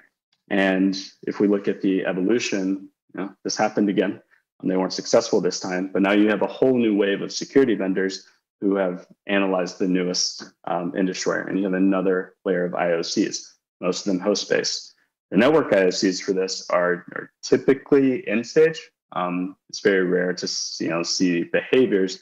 And in all of these reports from security vendors, there was a noticeable lack of curves. I will keep saying curves, but there just weren't many. There actually were zero that I saw. Because the protocol behaviors, while they are a part of the detection, are just notoriously difficult. We'll go into why in a little bit, but they're still trying to find vectors in. Yesterday, they were presentations on things that you can do to bypass MOXes. So there's a lot of research on impact level analysis, and you also saw that there's exfil capabilities and various methods for that, but they're continuing to try and find their way in. And a lot of the time in this analysis, it's C2 detection, which is often difficult to detect through baselines as well due to jitter and other cobalt strike functionality. So you would expect the research in both InDestroyer and IEC 104 to increase over time, but it really doesn't. It's fairly static from 2016 to now. It's also a lot of the research, is located in specific European countries. It's not a globally studied protocol. When you look at the other protocols, DMP3, MMS, Goose, those are a bit more studied. There's just more research on the behaviors. But the source of the behaviors, again, I will make these available, is incredibly fascinating. IEC 104 is very unique compared to DMP3 in its leveraging of the TCP stack. In the way that it structures data, its consistency in data. There's just, they looked at interpacket arrival times as a measurement for systems. They looked at flow lengths, which, there are variable flow lengths in these systems, which makes flow analysis slightly difficult and baselining even more difficult. And then really a lot of this is built off of network theory. So Poisson models, just very things that were studied a long time ago and studied mostly with IT systems. So, I wish that we could apply all of the DMP3 research and the IEC 61850 research to the IEC 104 traffic, but they are different. They have different patterns, and we'll see some of those later between Modbus and Siemens, and just how the protocols are just variable at a macro level. If I was to summarize all the security vendors and all of the attack detection from more of a research focus, there's a lot of dwell time in these systems. They're in there for a while. They're gathering information. They have to understand the IOA ranges. They have to understand the values that are output of IOA queries. And all the IOCs are typically written by security vendors sit at that command injection level, where it kind of leaves the analyst in a bad spot. If you are well read on security research, you're better at detecting a dead body, but it doesn't really give you a path for being prescriptive as much with the protocol or predictive, which I think there's a really incredible opportunity in these systems to be more predictive. And this isn't taking into account the LLDP, the STP, the ARP, the CDP, the different VLAN hopping attacks that could potentially be part of reconnaissance. I'm really just focusing on TCP 2404, which is IEC 104, and the kind of TCP sequencing around that, potential port scanning activity, and with just TCP dump, what can be done? There's a lot that can be done as you get more specific within the protocol and dissections into the IOAs and IOA stacks. But there's a predictable pattern for how this occurs, and I definitely oversimplified it here. But in this period of scanning and reconnaissance, what can we do when the traffic is very difficult to baseline? We'll get into why. But what does make IEC 104 interesting? It has specific sequences for different tasks within the protocol. And it also has a similar thing to DMP3, where the process can dictate spontaneous messages, and there's research on interpacket arrival time between spontaneous messages to see even process level changes over time. But it's often a repeatable sequence and with predefined windows that you can identify. Within this, there's flexibility, and there's timeout values, and there's programmable intervals. And this is a sequence between multiple machines talking.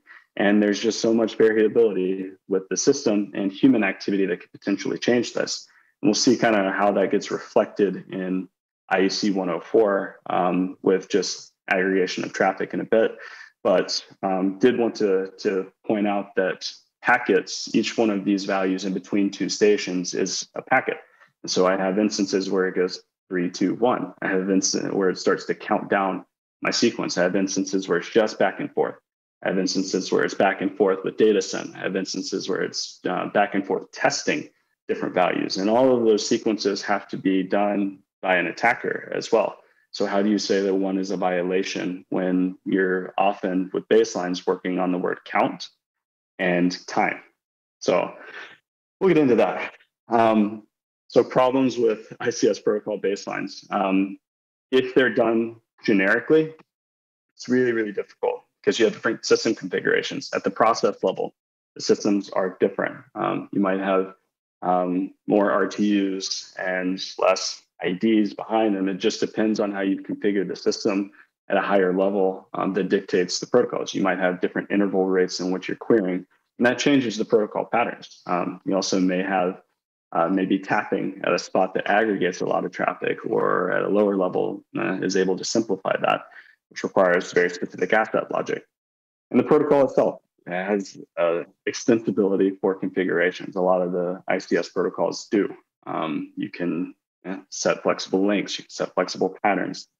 And even then, if we say that this is purely machines talking, which substations typically don't have human activity, there is still human activity. It's switching, it's testing, it's maintenance activities, it's looking, remoting in to look at the system. And oftentimes the baselines that are applied to this are very complex in their sequence and very loose in their terminology, very generic. We'll get into that where it's, explaining this. It's very difficult from a baseline perspective. If you saw a violation of a baseline right in the middle of it, there's an obvious spike that is worth exploring. It may be something valuable, it may not be. It may be something that happens on a repeating pattern every 60 seconds. It may be something that was triggered by something before it, and where people start to get into time. And if you don't have a violation for that time, you're just left with, again, hopefully being better at identifying dead bodies and less able to predict the output of it. And again, time window aggregation is hard. This data looks different over a day. That might be a non-interesting spike compared to other spikes as you extend your window. So if analysts are attempting to baseline their environment, they run through a lot of difficulty and honestly a lot of rabbit holes. You can spend all day just trying to explain all of these curves and take really, really detailed notes, but there's often not a lot of output other than your understanding that then you hopefully carry on to the system and hopefully transfer, but knowledge gets lost, things get forgotten. So there has to be a way to codify understanding of patterns a little bit better. And again, a lot of these detections are, the count went from 0 to 1 of this data element, or this data element is greater than at a previous time window, which is largely arbitrary. So it's noisy, and analysts typically just don't listen to it and they tune them out. But with all the chaos in the curves before, we do have something at the center that all of these systems are really programmed on, and it's control theory. I have disturbances that occur in the system, and I have reference values that are set by an operator that change how the system works. And at the core, before there was a lot of networking data, there was this. PLCs were able to communicate with each other over serial links, direct links, and they were able to tell each other what was going on in their process. The entire system is still designed to maintain steady state, and you have this map of control theory that is all of the different ways that engineers have applied math for the last 100 years to keep things at steady state. And it's also quite a deep rabbit hole, especially paired with networking theory. But the objective is to be predictive. If I know that there's going to be a process change in the future, how do I potentially correct another part of the process to reduce that, like getting into PID loops and just complicated math to keep the process together. But not exactly the focus of this. This was more of a hypothesis to see if it would work. But econometrics, I did notice that the loops look similar. At the top right, it's a very basic loop, right? It's just the interaction between households and businesses and wages that occur. It's like there's no central bank supplying money. There's no military spending. There's nothing associated with that, but all of those disturbances and changes to set points have also been studied for a really long time. And that's where kind of this financial econometric math comes in, where even a simple loop up at the top has enough elements within it to be predictable over time. And that is showing an understanding of the behavior. The dashed line is a prediction. The actual is a solid line. The closer you get, the better, and the better your understanding of the data. But we're still just trying to forecast future trends. Based on a segment of traffic that I have in a substation, can I say that another segment of equal length is the same? And if there's violations to that, is it a process or is it human? And those are kind of the questions that get more easily sussed out the more refined your models get. But all of this has kind of boiled to what I would say is the current pinnacle of data science and math right now, where if you go to the forums for Numer AI, they've basically said that they can beat hedge funds without any information on how markets are really operating from news, right? They're not getting like crazy Bloomberg feeds or anything like that. They're just trying to take strictly the ordinal ranges on different features and say, can you map your way into the right model? And we get to learn from those guys because based on the forums, they've failed a lot and they've raged a lot and they've given solutions to their problems. But, kind of going through what I started with, the data looks stationary. We'll get into that in a second, but which kind of put me into this specific model where I'm looking for autoregression. I'm looking behind to say, are the things behind allowing me to predict the future? And there's a moving average model. We'll get into why that's kind of an issue. And then ARMA and then ARIMA, which has a seasonal component. But I really, really like the cycle of taking a theory, like control theory, taking activity, like actual traffic, and then behaviors, which is very specific to protocols pretty often, collecting packets, running statistics, and then doing a calculation model, doing parameter estimation, doing model checking. Going through the whole process has been really effective for rapid data understanding, especially as we go into disparate systems. But this is also not a new idea. As I was researching this, I found a paper in 2008 that did the same, but they were looking at IT traffic, which I think is more difficult. OT traffic, while the protocols have their own behaviors, we are typically looking at programmed machines talking to programmed machines and isolation of human activity and abnormal human activity when the majority of the traffic is the machines, versus saying, here's a lot of human activity and I need to identify abnormalities within that. So I think we have an advantage with ICS where we'll go through some of the protocols. There's a lot of consistent protocols that can be baselined out in very easy ways. IEC 104 is just not one of those, but yeah, it is not a new idea, just a different application to different data sets. So econometrics language. This is data from a lab. This is 2404 traffic, and it looks a bit chaotic. This is aggregated into specific windows over a day and counting the occurrence of value, which is tied to kind of baseline theory and how a lot of vendors do it. But as an analyst, I identify the peaks. I see a lot of peaks. I don't know if I would set anything as a violation of abnormal. And then I identify the values. I'm seeing some zeros. So that means that like within the intervals, there are periods that it's just not speaking. So it has a longer interval period. So I might want to expand my window. But I don't see any trends. I see some ups and downs, but overall it looks fairly flat in terms of the distribution towards the middle. Again, we're going back to this term of stationarity of really I'm trying to decide, are the statistics of the protocol consistent over time? Is my variance changing a lot, like incredibly abnormally? Not crazy in this case. The moving average is fairly consistent across, and I'm not seeing ups or downs. Really, you're just trying to say, is there no trend? And there's some things that you can do if there's trending data, but networking data typically isn't trending unless you're doing network work or expanding, stuff like that. But that's usually short-lived and then it flattens out again. There is a lot of things that involved in stationarity calculations of differencing, taking logs to get the data to look like this. but it already looks like this for us. So we get that as an advantage as well. So when we talk about autoregression based on the image before, we're really just looking at lag, right? How far back do I have to look for statistics to correlate to a current value? And as I essentially move that value, does that value change? And so it's just a summary of a lot of that. Very simplified terms, but that's it. It's really just a correspondence of lags and statistics. And then I have my moving average model, which is really my ups and downs. While this looks fairly chaotic, when you look at the volume of packets, the majority of them actually do hit kind of a consistent rate. And you might have different systems operating on different intervals that cause the variation, a lot of different things, which is part of the difficulty of splitting the data. But I have a lot of instances where it's right about at moving average, which does affect a lot of the models. So, but it is the sum of the errors between the moving average and what you're actually looking at, which is more of a variance.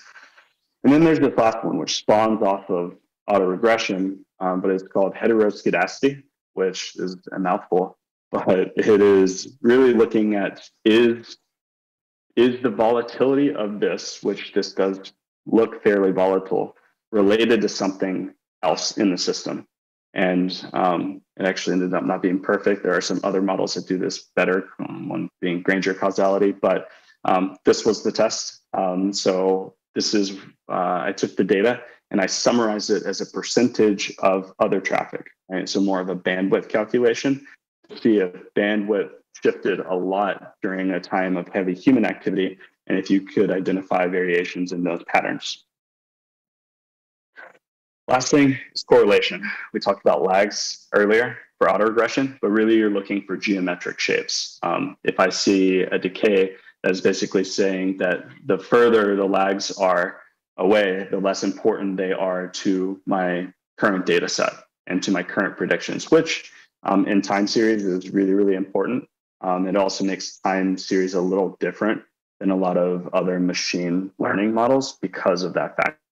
The further away you get, if you're calculating things because of moving averages, it typically drags things down into a flat line. So you have to kind of find proper windows and iterate within windows a bit more effectively. Bibliography, there's just a wealth of information on people who want to make money at home on curves with Python. So you can go through these. This is where I got a lot of my information on the subject. And then we will go into some more Jupyter Notebook. So let's go. So I'm going to start with data exploration. This is the structure of the data. I took 86,400 unique keys, which are second buckets. And then I just did the count of different protocols kind of as they're going through the buckets and said, TCP 2404 is hitting this key within the second, this number of times. You can go smaller to microseconds, you can go larger, 10 seconds, minutes. We're going to do a bit of that to show like shifting time windows.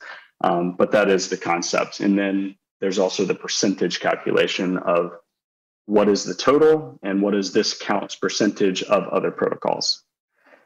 But, need to set the index. And so I always set the index here because I'm looking for, time. Sometimes you see that very easily in operator shifts. Someone comes on, you see a lot of chaos, they're logging into systems, they're doing their alarm clears, whatever, looking at backlogged alarms that the night shift didn't clear. And there's human activity that typically is correlated across a day. So that's why I kind of picked this time range. But just looking at this, there's some consistency in 2404, which is IEC 104, but there's a lot of ups and downs. And within a day, there's still a lot of zeros, which would really change how the mean gets calculated. If I look at Modbus, where earlier we saw the sequences in IEC 104 were very complicated and very specific to the functionality, Modbus operates very strictly on request response. I'm polling for data, I'm retrieving data, and it's mirrored in the way that the protocol is represented, minus this spike, which is something we'll get into in a bit. It's very interesting seeing the percentage at a high rate is capped, but it seems to be drugged down by other protocols, it's never really upping itself except for right before a spike, which would make me think things are correlated. And then if I'm looking at Siemens Strapic S7, it's a similar kind of concept of, these protocols they have very regular intervals, but over the course of the day, I can't really bind it to anything seasonal. I can't say it's like at these specific intervals very consistently. It's just difficult to pattern these out as an analyst and baseline them. As I start to expand my windows, this is the curve we saw earlier. There becomes different observations of patterns. Why is my 10-second percentage that much different than my second percentage? It's because different protocols operate on different intervals, so that can change how you baseline, change how you pattern. You still see that this is being drugged down by something, right? At some point, there was a large spike in traffic that is abnormal to the environment, which in this case ended up being HTTP access to the environment, but around this time. And so I only have to look at one curve to be able to see that there was something really abnormal in the system that isolates my time window a little bit better. And as you go down, the curves continue to change, and there's behavioral analysis that could be done on each one. As you start to expand your windows, you get more flat lines over time. Keep going, and each protocol kind of maintains its chaos a little bit. As you expand the windows, 502 is about the same. I'm still able to notice a dip, but as I expand my windows, that dip gets smaller. So again, this time windowing issue and what you set from a baselining perspective becomes more and more complicated the more data that you retain. And if you are not, if you're looking for potentially a couple of packets, this easily gets baselined out and looks like just a small blip on a radar, when as we go up, this looks like a large impact. So enough about the curves. We're gonna go into more of the prediction side of it. This is where we can start to say, specifically with 2404, am I able to detect any changes, or is there a predictable pattern? And then can I predict changes in the volatility of the system? And is that reflected in the protocol? Could I do detection of just one protocol and get others with it? So the two models I used are AR and GArch. I explored ARIMA and some other seasonal things, but there's not as much chaos in the system as I expected, but there's also a bit more in different ways. So again, looking at the plot over time, I want to calculate kind of mean statistics and rolling windows just to start. It's just like things that I do initially to try and pair out a day. And say, where are the areas that I might get in trouble with my prediction windows? And so these are just additional statistics to throw on top of a count. And, I do see something that looks like in the middle of the day, there's almost a folding effect of a split where these look fairly similar to this looks very similar to this, and sometime in the middle of the day, there's a split. So this would make me think that half the day might be mirrored on the other. It's a hypothesis. This is continuously iterable, but just some features that I'm looking for within the data.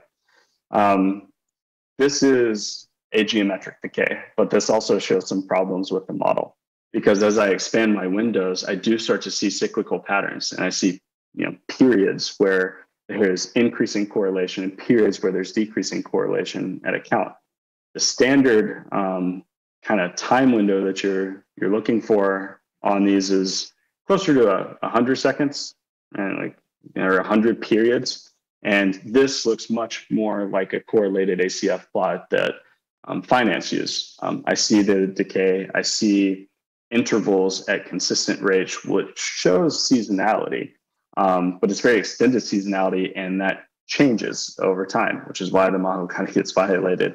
Is that as you increase time windows, there becomes more or stronger correlation, still less than the original. And the way you filter that out is with partial plots. So I can look at the partial plots over time. I still see that my largest related lag is within the 200-second period. So nothing super crazy, but if you drop the value Okay, I'm still seeing about 20. I see like a duplicated value, which might affect how it would select in order for the system, which comes in later. But I'm really looking to say, is this data stationary, and what are the values where things are correlated strongly? It's still the same count values, just different representations of the information. And so there's an AD Fuller test. This is really the confirmation that things are stationary. And so applying this to all of the different protocols and features, it's really interesting to see the variation in these values, where the keys that I'm looking for are, is my statistical value output of ADF less than my critical values? And is my p-value 0 or as close to 0 as possible, meaning that this data is stationary? If I don't get that, I have more work to do. And that is part of a bit more of kind of art, kind of science, where do I difference, do I double difference, do I log? And that does require data understanding. But fortunately, our data is typically stationary for ICS protocols. So nothing crazy there, just kind of confirmed it. But it does give us a number of lags. And if I look at the plots over here, 66 isn't exactly correlated.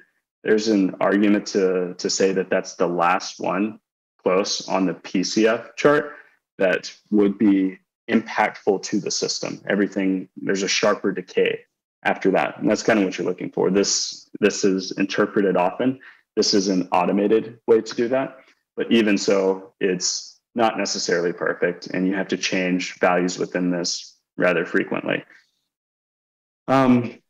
But what if I just use autoregression? Just to not go too far down the deep end, ARIMA modeling often ended up with seasonality calculations of 0, so it was non-seasonal because of the extended windows.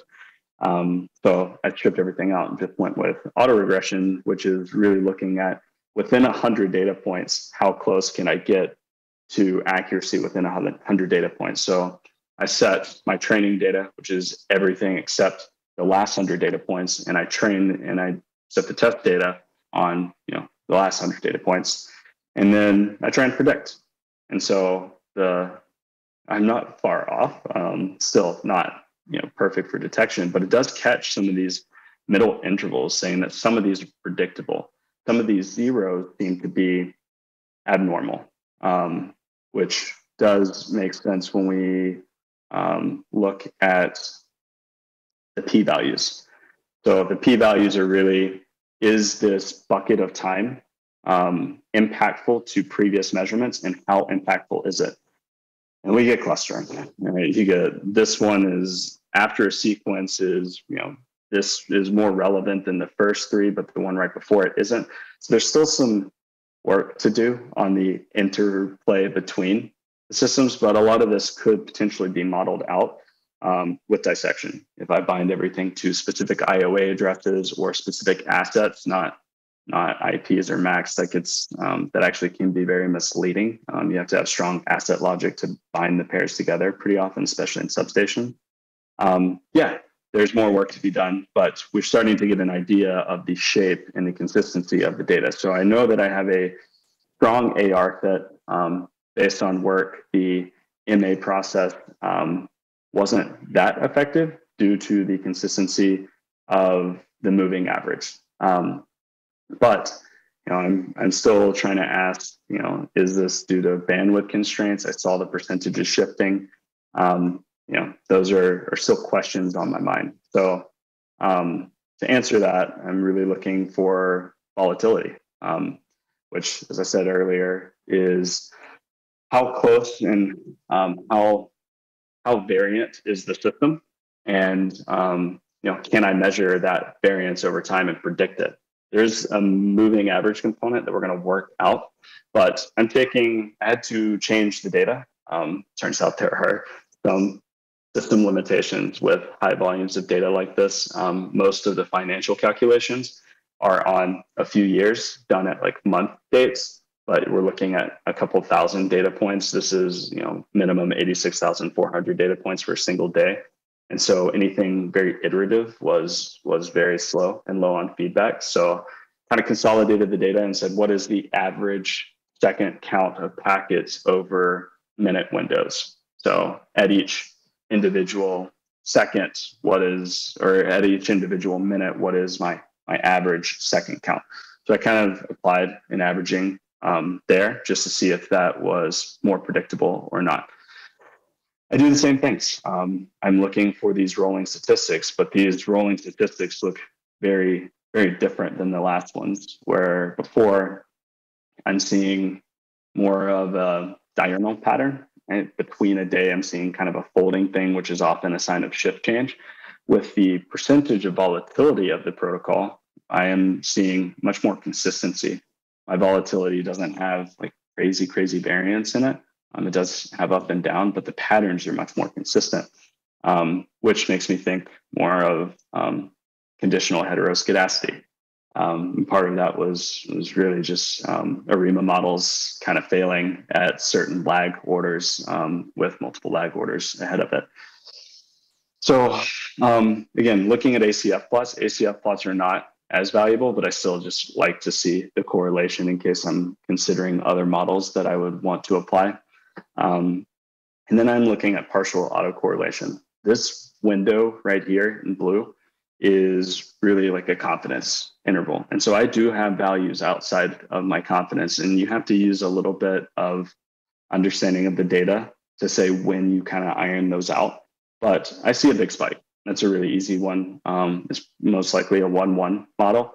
And when we get into ARMA and ARIMA, you're trying to calculate many more order values that fit the model. So you have ARIMA, which is 7 variables. So it'll be AR 100, MA 100 with a seasonality period of 10 or 20. And there's a lot of iteration you can do with that. And there are auto ARIMA functions that can help with that, but those are throttled and to certain limits, and they'll crash the kernel pretty frequently on large data sets. So there ends up being a happy medium of what you can do on a laptop. On VPR systems, you can get away with more, but wanted something that's more applicable to laptop level. So because I had that diurnal pattern that I noticed in the AR model, theoretically, I don't see it here, but it could be because it's chaotic. It's hard to measure things flipping against each other. It's just a hard visualization unless it's obvious.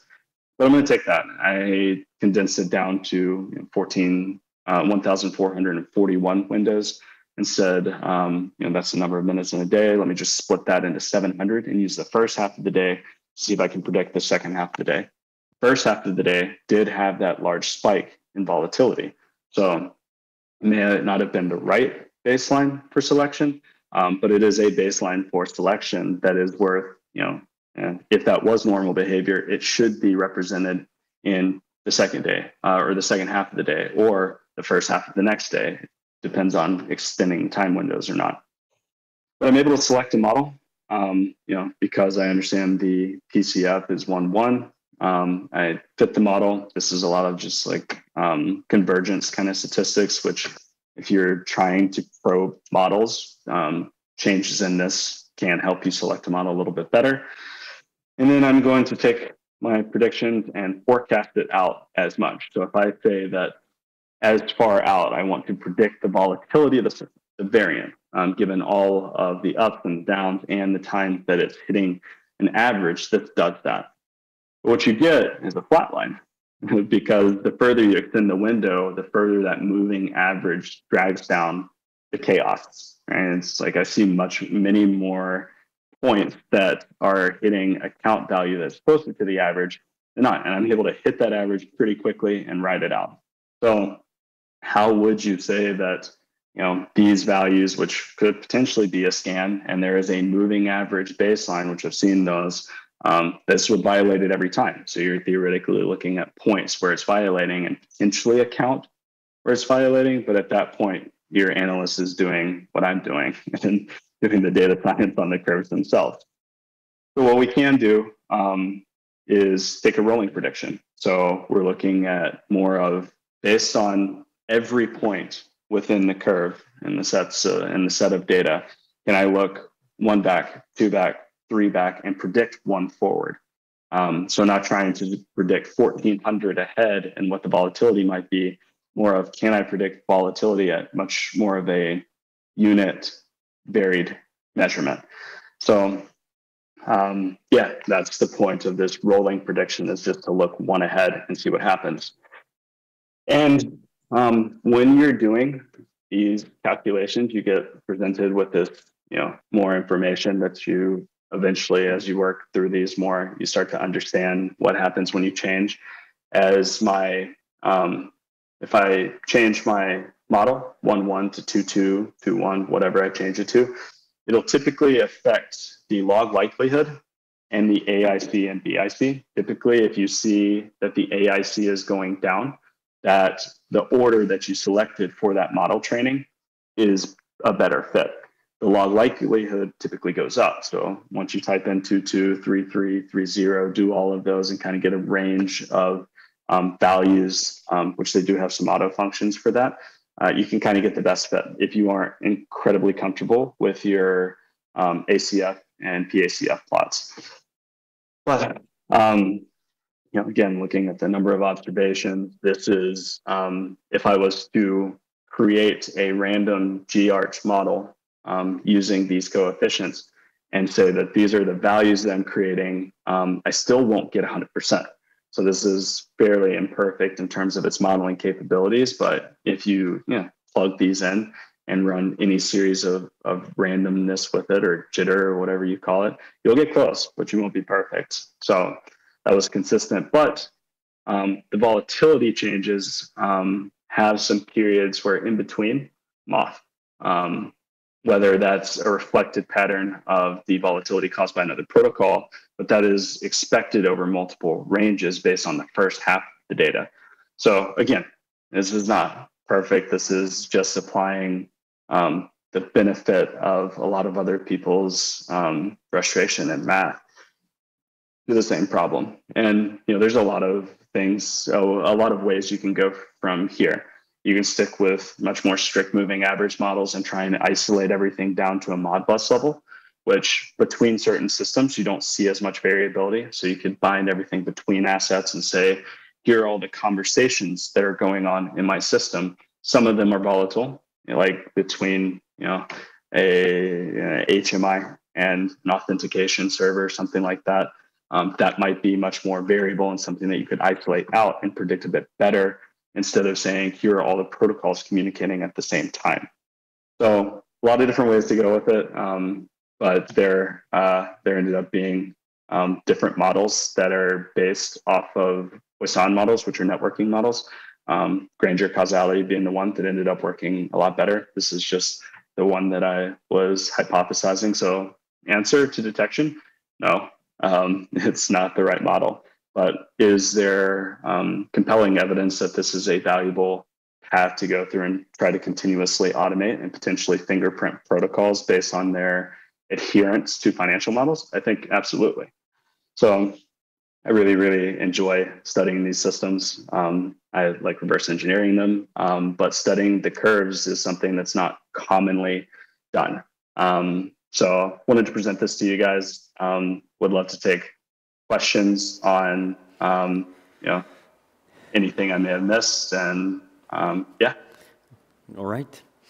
Thank you, Caleb. Let's go and have some questions for sure. And while you are here as well, the audience, please do, if you have any questions, please do raise your hand, and we'll ask your question as well to Caleb. So let's start with a few of mine questions.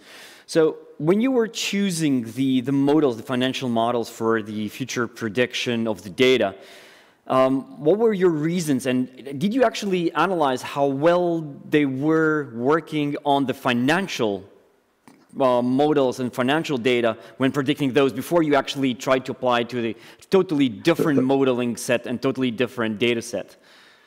Yes, I was using them to try and predict Bitcoin and failed. So, but everybody's been trying to predict Bitcoin. So that was, a lot of that is sourced out of time spent during COVID, interested in cryptocurrency patterns and trying to analyze those. So a lot of what I had done is with crypto finance, but a lot of my time was spent more on cleaning and setting up the data to adhere to the models.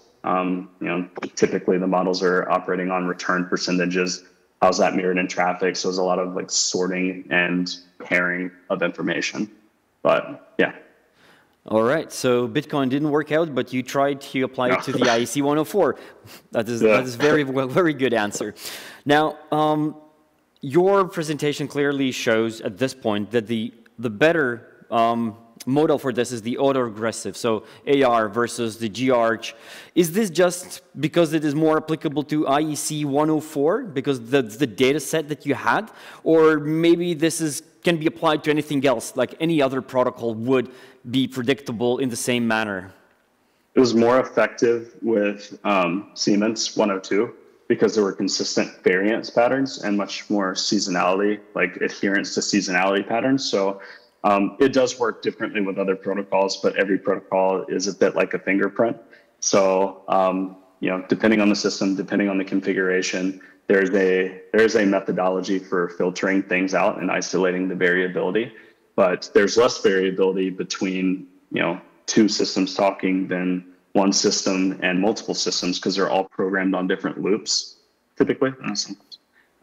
So in this case, they were programmed pretty differently. So you're getting overlaps with those buckets a little bit. And yeah, that can be isolated out depending on the system more than the protocol. All right.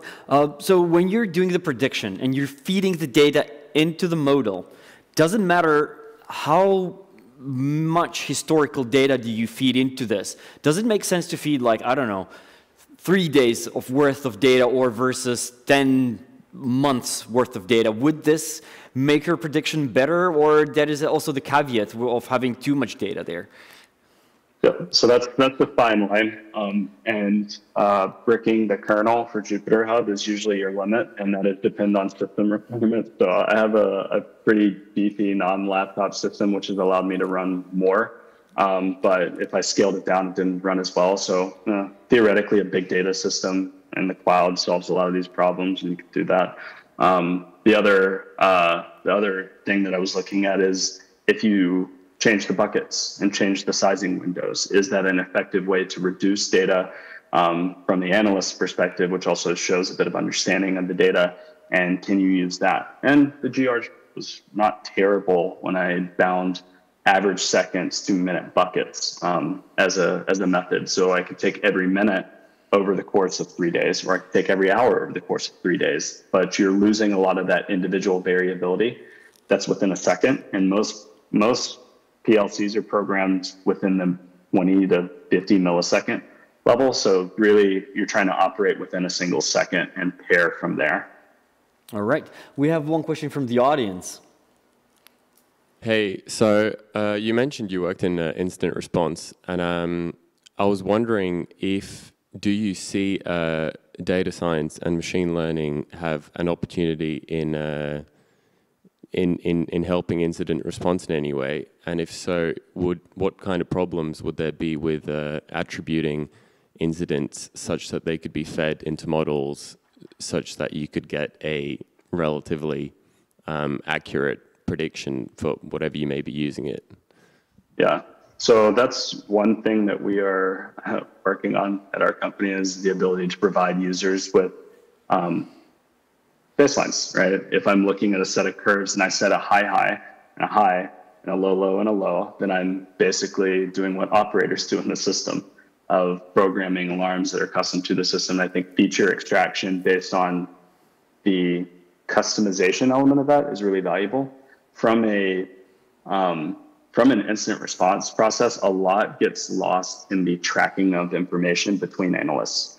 Right? I can spend all day looking at curves, but if I don't have the right bucket of information to put what I'm trying to communicate up to a manager or someone else, and then if I can't correlate that across systems and analysts can't see that very well, that is really difficult. So the data model between analysts does have to correlate to alerts. And so the language that analysts have to speak is very consistent. You can pattern a lot of those out, and with robust ticketing systems, you can do kind of like a Slack messaging bus with Jira. There's a lot of different ways that you can kind of optimize that, but that is much more static data.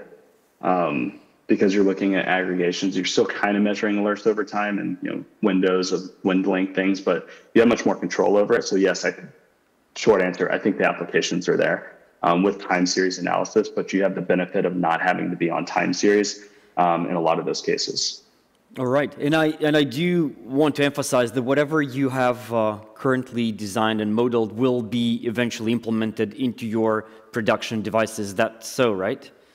Or there's different levels of integration, right? If you're trying to do state space calculations and you say that's the model, and you're trying to run it on every second, doing that at the edge is complicated. So there are things to work out, but in terms of processing data, this is a primary way that we process data when we work with customers is what protocols should you care about that are on moving average, right? That's a very easy one to apply. When you get into more of the volatile protocols, that is less easy to predict. So analyst time should be spent more on that because it's just easier to hide in. So if you're looking for insight into chaos in the data, like what can you isolate out from an analyst perspective that allows them to focus on the harder protocols like IEC 104.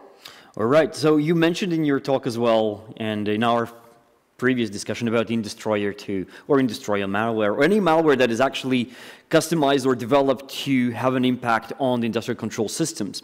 Now, looking into the future, maybe near future, which protocol would you say would be the attacker would be going after? Is that still the IEC 104 plus DNP3 or 61850 or maybe others, like we've seen OPC being abused? If now, because you are in the security perspective, you would have to do this prediction, now feeding into your prediction algorithm that you are as an expert, what you would predict?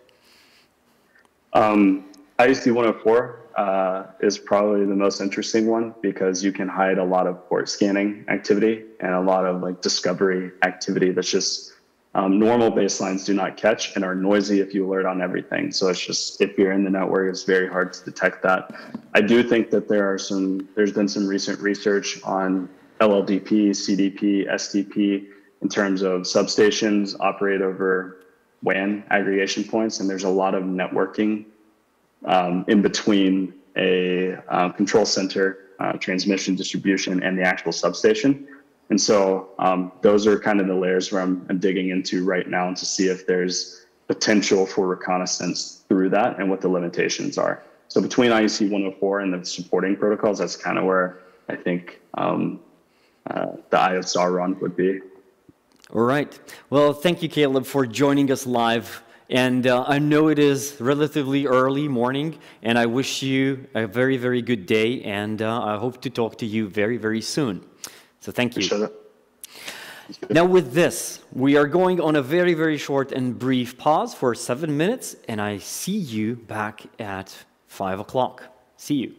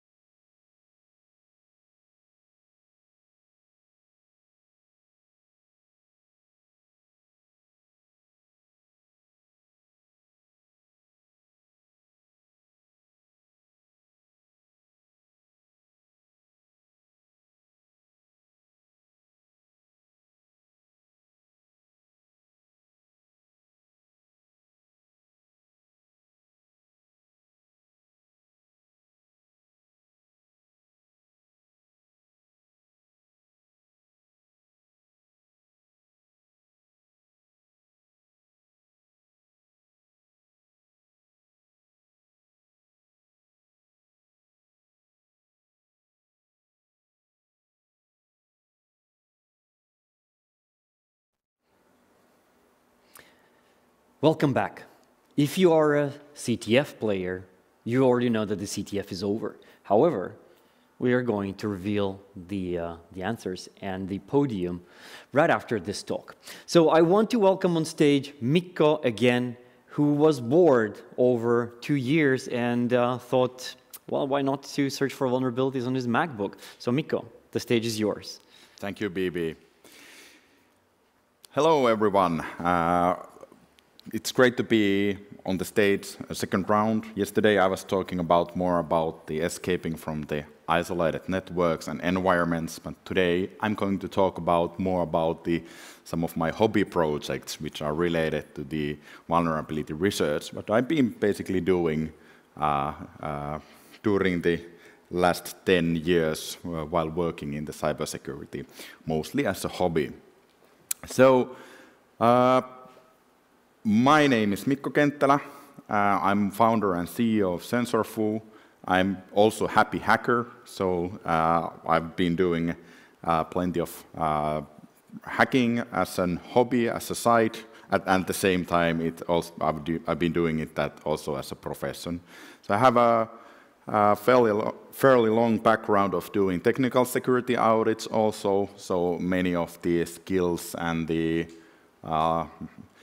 lessons learned comes actually from that era, so I use the similar kind of approach most of the time when I'm doing some of the hobby hackings.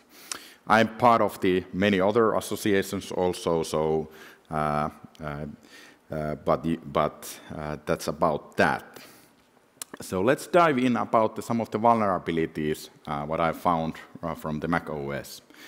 Previously, and today, I'm not going to talk about this specific vulnerability too much, but I managed to find out a zero-click vulnerability from the Mac OS Mile, and with that, the attacker was able to get access to the victims' all the mails in a way that if attacker just sent an email including a couple of zip files after the victim received the email. After that, all the future emails were basically forwarded also to the attacker.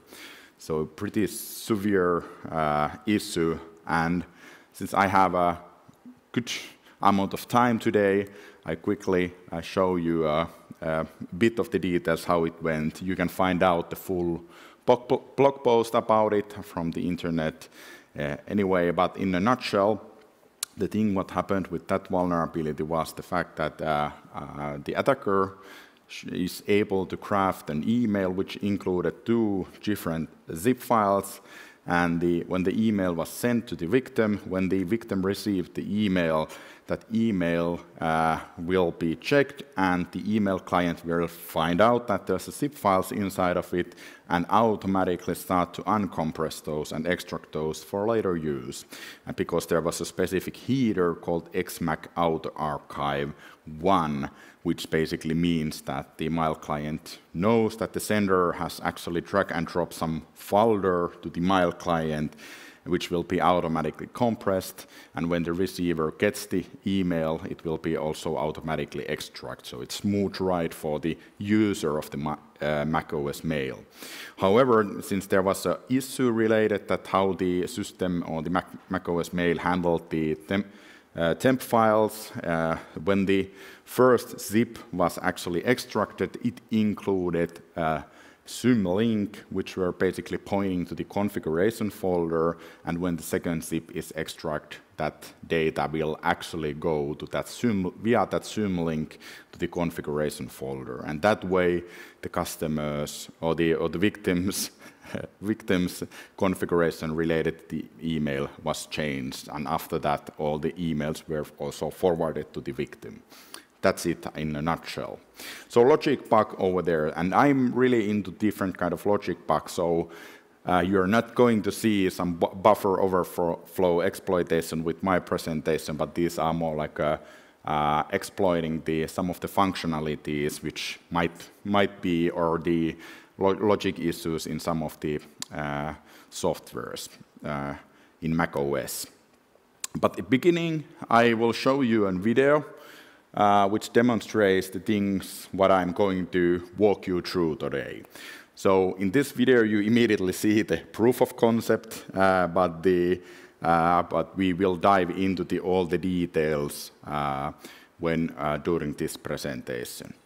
So this is the same video what I sent to the Apple and as a demonstration. So I will just quickly show that this is the picture-specific version. I saw that the system integrity protection is enabled, which is one of the security mechanisms.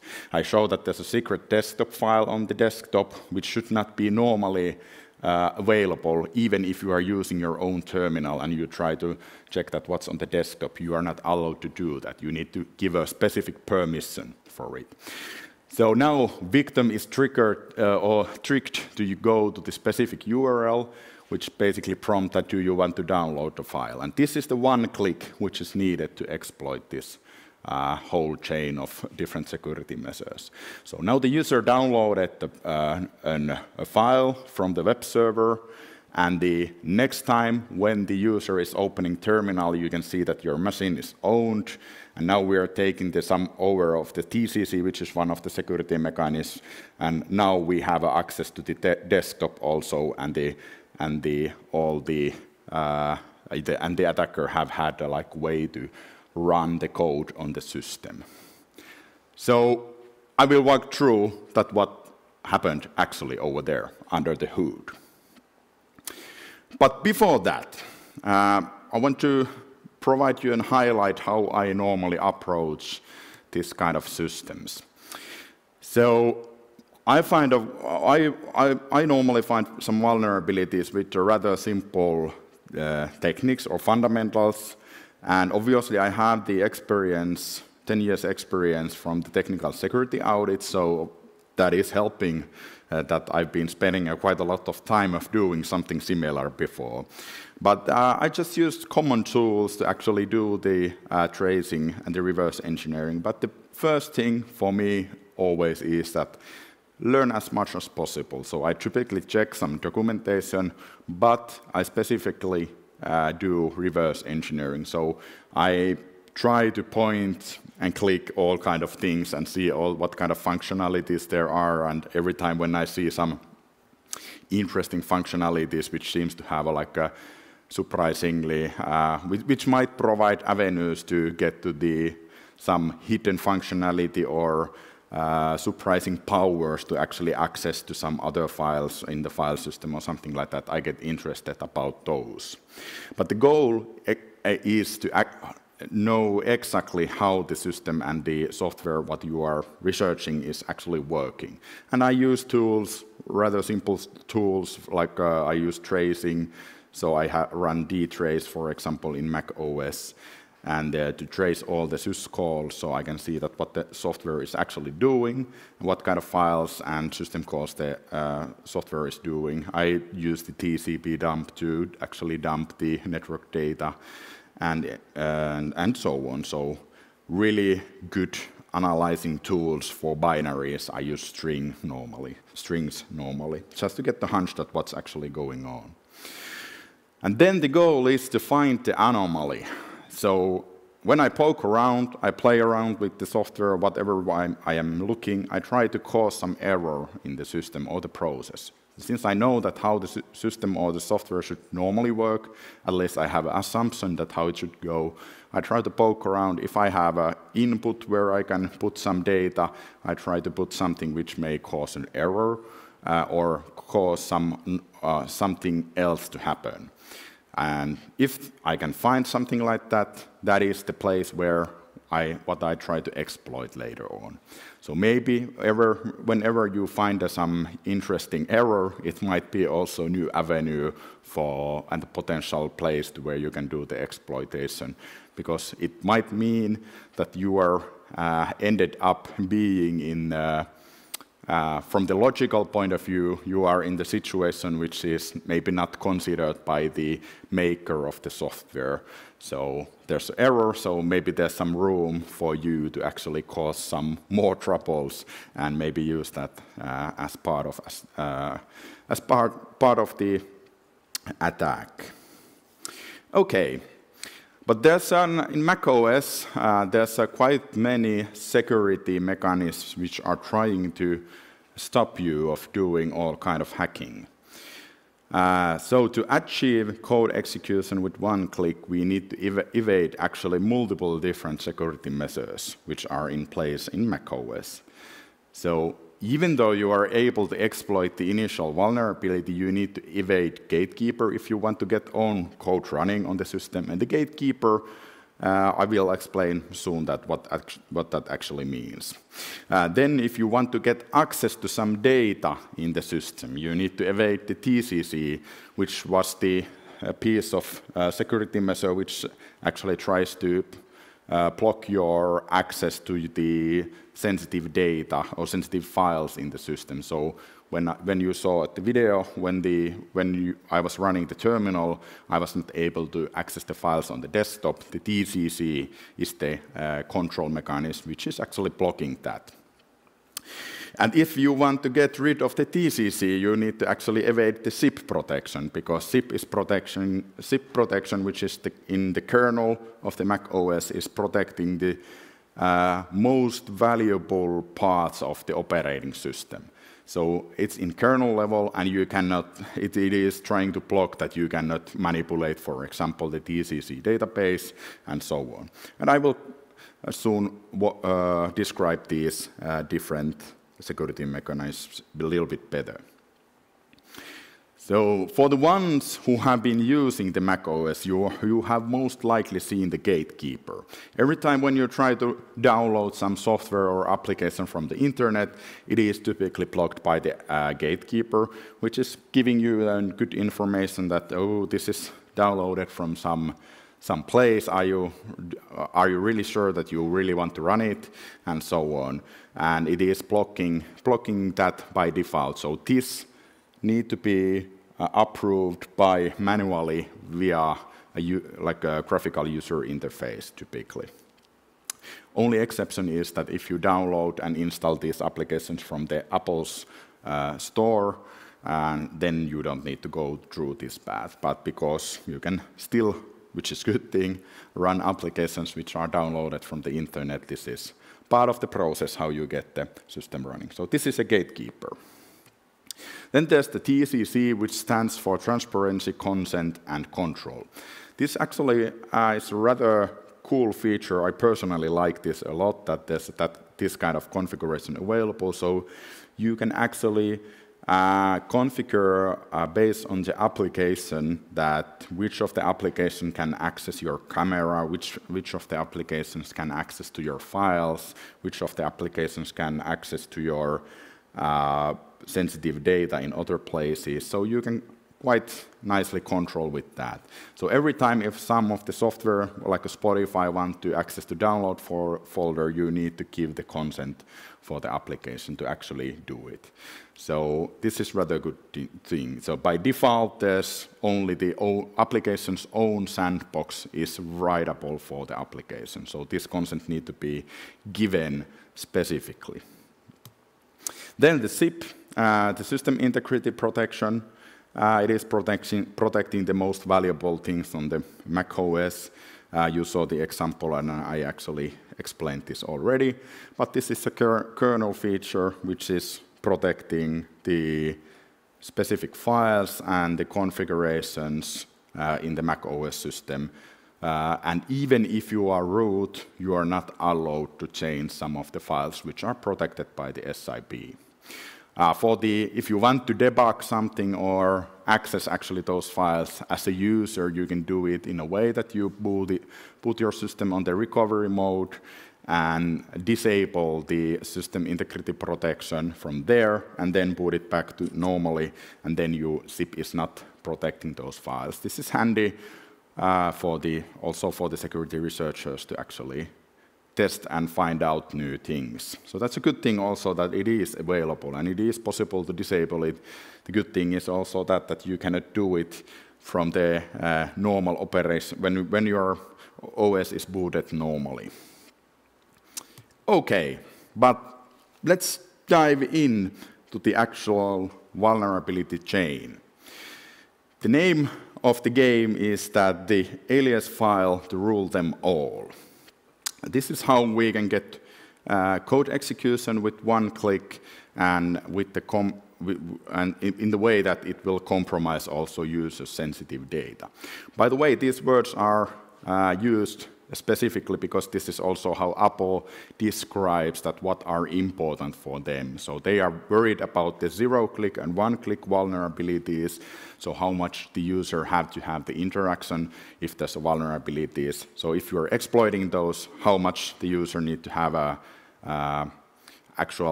how much the user need to do to get that exploit running, and if you are exploiting the system, can you access the sensitive data, which is described as the personal files, calendar, email, photos, so on. So this is also important for them, especially, and for the users. But phase one, you saw the video. The first step over there was the one click. So user accepts the file to download. And that file was actually a zip file, which is downloaded.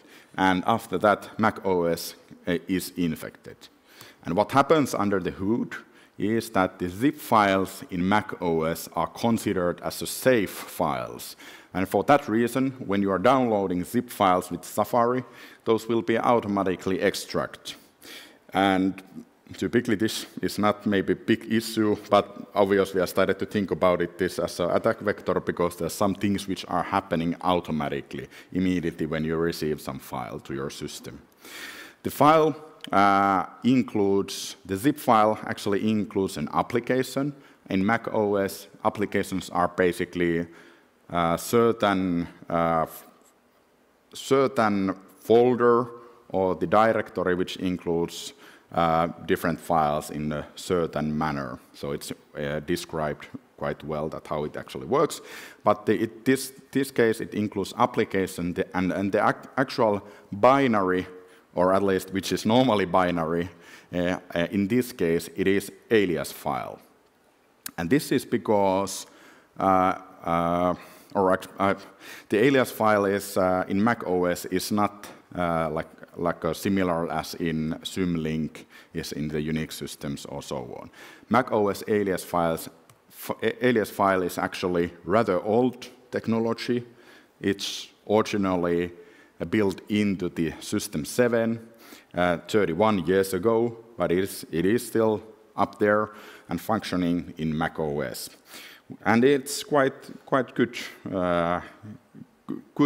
that it is over there. But also in this vulnerability chain, that was also the entry point. And that is because with the Mac OS alias files, it can also point to the external resources. So not only to some file in your own system or maybe in the disk image or something like that, but it can also point out to the external Samba server or FTP server or so on. So in this case, I made an alias file which is actually pointing to the Samba server. So then after the file is downloaded and the zip file is extracted, there will be the application folder. And Mac OS, as in many other operating systems too, have an automated index system, which will check out certain details and files if those are arrived to the file systems.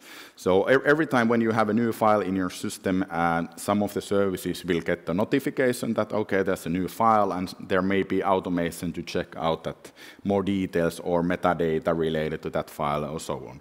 This applies also for the application.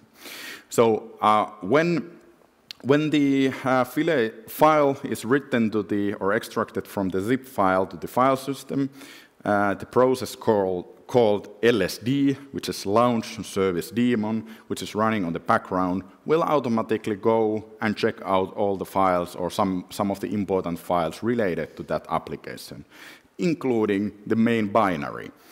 And when, in this case, since the main binary, instead of it's not the binary, it's an alias file, the LSD process will automatically resolve that alias, and it will follow the link and try to check the file from there. And because it's pointing to the external Samba server, it will automatically also mount the external Samba server in this case. But so what? Now attacker can trigger Samba mount, but what you can do with that? But obviously at this phase I got some kind of hunch that this is definitely going to some place, so I just need to figure out that how to actually leverage this to get more access on the system. So Samba mount obviously may include some malware or something like that, but typically you still need to have the interaction with the user to get that running, and I would like to avoid that. And even if you have something over there, the gatekeeper will be blocking the running the code, which is in the external resource. So that was not something what I wanted yet. But, so when the mount will happen, it normally in Mac OS, all the disk images and network shares will be mounted under the /volumes.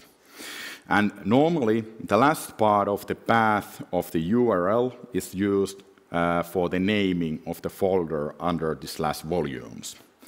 But because I'm the attacker and I'm in this case able to control the fully the URL, I was thinking of that maybe I can do some trickery to actually make the file mount or the network share to mount to a completely different path, and maybe I can find out the code execution via that way. So I tried the most common things like try to mount the network share to ... and so on, but none of these tricks actually worked well, unfortunately. So I was banging my head to the wall and trying to figure out what to do next. But at some point, I found out anomaly. I found out an anomaly which was related to the common trickery used with the characters, and that character was null. So if I used the null character at the end of the URL, which is the pointing to the Samba mount, for some reason the naming failed in a way that instead of the last part of the URL, the naming went in a way that the fully qualified domain name was used for the folder naming in a way. So I was able to cause the system to fall back to some plan B related to the creating the folders under the /volumes. But I started to think about that maybe I can use that. And I configured the wildcard domain name for the testing. So I was thinking of that maybe, even though with the I tested the parsers in a way that can I do ... /trickery for the naming, and those didn't seem to work. I was thinking of that maybe if I use the fully qualified domain name, it might actually work, and maybe there's a different parsers which will go through the actual file or the actual URL. And this was the solution. This might be a bit hard to read, but I will walk you through. So first, we break the naming, and that's at the null at the end of the URL. And then we use the leverage that, because this null will cause it to fall back to the plan B to use the fully qualified domain name for the naming. So we start to use the wildcard domain name. We leverage that and do some encoding to make it actually work in a way that this represents the ... /private /temp /test. And for some reason, maybe it was related to the domain name queries, and I need to have the valid domain names, I needed to use the double encoding over here. So you can see at the first characters over there, I have a %25, which is basically %. So I needed to use the double encoding to get this working. But then I have the rest of the fully qualified domain name, which won't be handy without the null character over there. So what this means that I terminate the string with yet another null, and that way the rest of the domain name is not actually used for the naming. And now I have a mount point, and I can control it. I can point the mount point to any part of the file system. But there was some limitations. The folder or the directory cannot exist in the system already, so it needed to be a new directory, but otherwise it was working. So now I had the chance to actually cause a mount, Samba mount to arbitrary path in the system. But I still don't have the code execution, so how the heck I'm going to do that? So this shouldn't be, typically this part shouldn't be that hard. So if you are able to mount or put your own files to almost any point in the file system, you should be able to find out the way to get the code execution also. So typically, you want to find out that if there's some software plugins what you can use, or maybe some configuration to use to that when the system is operational normally, those will be loaded every now and then, and maybe your code will end up being used also. But there was a couple of speed bumps. The gatekeeper, once again, was blocking the binaries which are not already allowed to be running. There was a sandboxing, and surprisingly hard part of this exploitation was the finding out the mount point directory, which is new in the operating system. So this is like a silly speed bump. However, this was one of the most difficult one to actually find out. So the gatekeeper is blocking the binaries to running. So I was testing a bit about the one option to get some plugins running from the plugin directories of different applications. In theory, it should have worked, but there was a gatekeeper blocking those every now and then, so it wasn't helping. So, but I found a solution at the end of the day. It was to use, I found out that, that there's a specific folder which is not in place, which is used by JetSH, which is the default shell in macOS. So that was the most straightforward way to provide the POC to this exploit chain. So I mounted the network share to that folder or directory, and every time when the terminal is launched, it will be automatically initialized, and all the code over there will be run. So it was, after all, rather common way to get the code execution in that sense. It just happened to be surprisingly hard in this scenario. And Gatekeeper is not blocking this because the application is totally legit, which is the terminal. So when the terminal is running, there's obviously nothing fishy with that. And when the shell is running inside of the box, that's also totally legit. But it will load a configuration which will actually include my shell script, including all the parts what I'm going to cover next.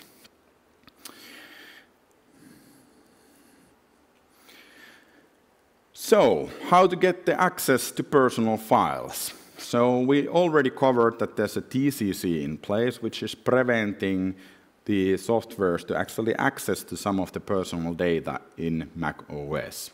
So just a reminder that it looks like this. This might be, if you're using Mac OS, it looks like this. Every time when you get the pop-up, it's related to the TCC.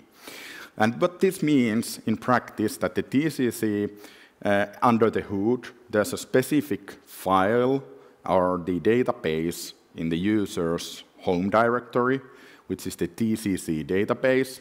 You cannot access it even if you, when you have user permissions to actually, from the traditional Unix point of view, you should have access to that file. In reality, you don't have access because the SIP is preventing you to access it except with the way that there's a graphical user interface which needs to be used by user, you can manipulate that database with that. So there's a specific permissions for that application to actually edit the database. But if you're trying to do it from the terminal, you should not be able to do it, or from any other application. So since I wanted to have access to all the personal files, I wanted to try to get rid of this functionality. And the zip is protecting that, so I need to find out the way to actually how I circumvent the zip protections related to the TCC database. What happens under the hood is that the TCC database is automatically read on every boot by the process called TCCD. And the TCCD process is owned by the user. So this was immediately something what I was starting to thinking of, that, okay, I'm already in with that user permissions from the traditional Unix permission point of view. So maybe there's some leverage that what I can play around or arrange the typical ways to fool the environment or fool this kind of situation is that you actually change the environment in a way that, since you as a user have a permission to kill that process and so on, you may cause some surprising situation for the process where it's loading the data actually from someplace else. So whenever the TCCD process is starting, it will automatically load the TCC database in the background, and I needed to find out the trick to fool the TCCD. And this will do the trick. So, and I have to be honest with this was a lucky shot. This was, I think, the first or second thing what I tried, and it worked. And what happens over there is that I kill the process. I immediately after that mount new directory, which is on the protected path. So instead of the original file, which is protected by the SIP, is still there. The file handle is over there, and so on. But since I mount a new directory or new image which is mounted to that directory, whenever the TCC process is starting again, it will just go to that path and load the new database from there. And since I've done the mounting over there, it will actually load my TCC database. And obviously, in my TCC database, it's really liberal in the sense that the terminal is capable of doing all kind of things, what are over there. So, and the cool thing about this is that the zip is working as expected. So zip is still protecting the original file. However, it's like under the hood, and if you try to access the path, you are actually in different place in file system. So success. Now attacker can have access with one click, or attacker can cause a arbitrary network mount and get the code execution done via that way. And that way, we have also access all the user's secretive data. And after all, this was a bumpy road, so there was plenty of speed bumps. It was nice ride, and in reality, I went through now this chain as a logical order, but in reality, I solved these puzzles here and there. So it wasn't in the same logical order. So I didn't start immediately from some place and went it step by step. Every now and then, since there was issues, I needed to go back and check some other things just to get my head resetted at some point. But what happens over here, just to recap it, the initial access is achieved with the fooling the user to download zip file.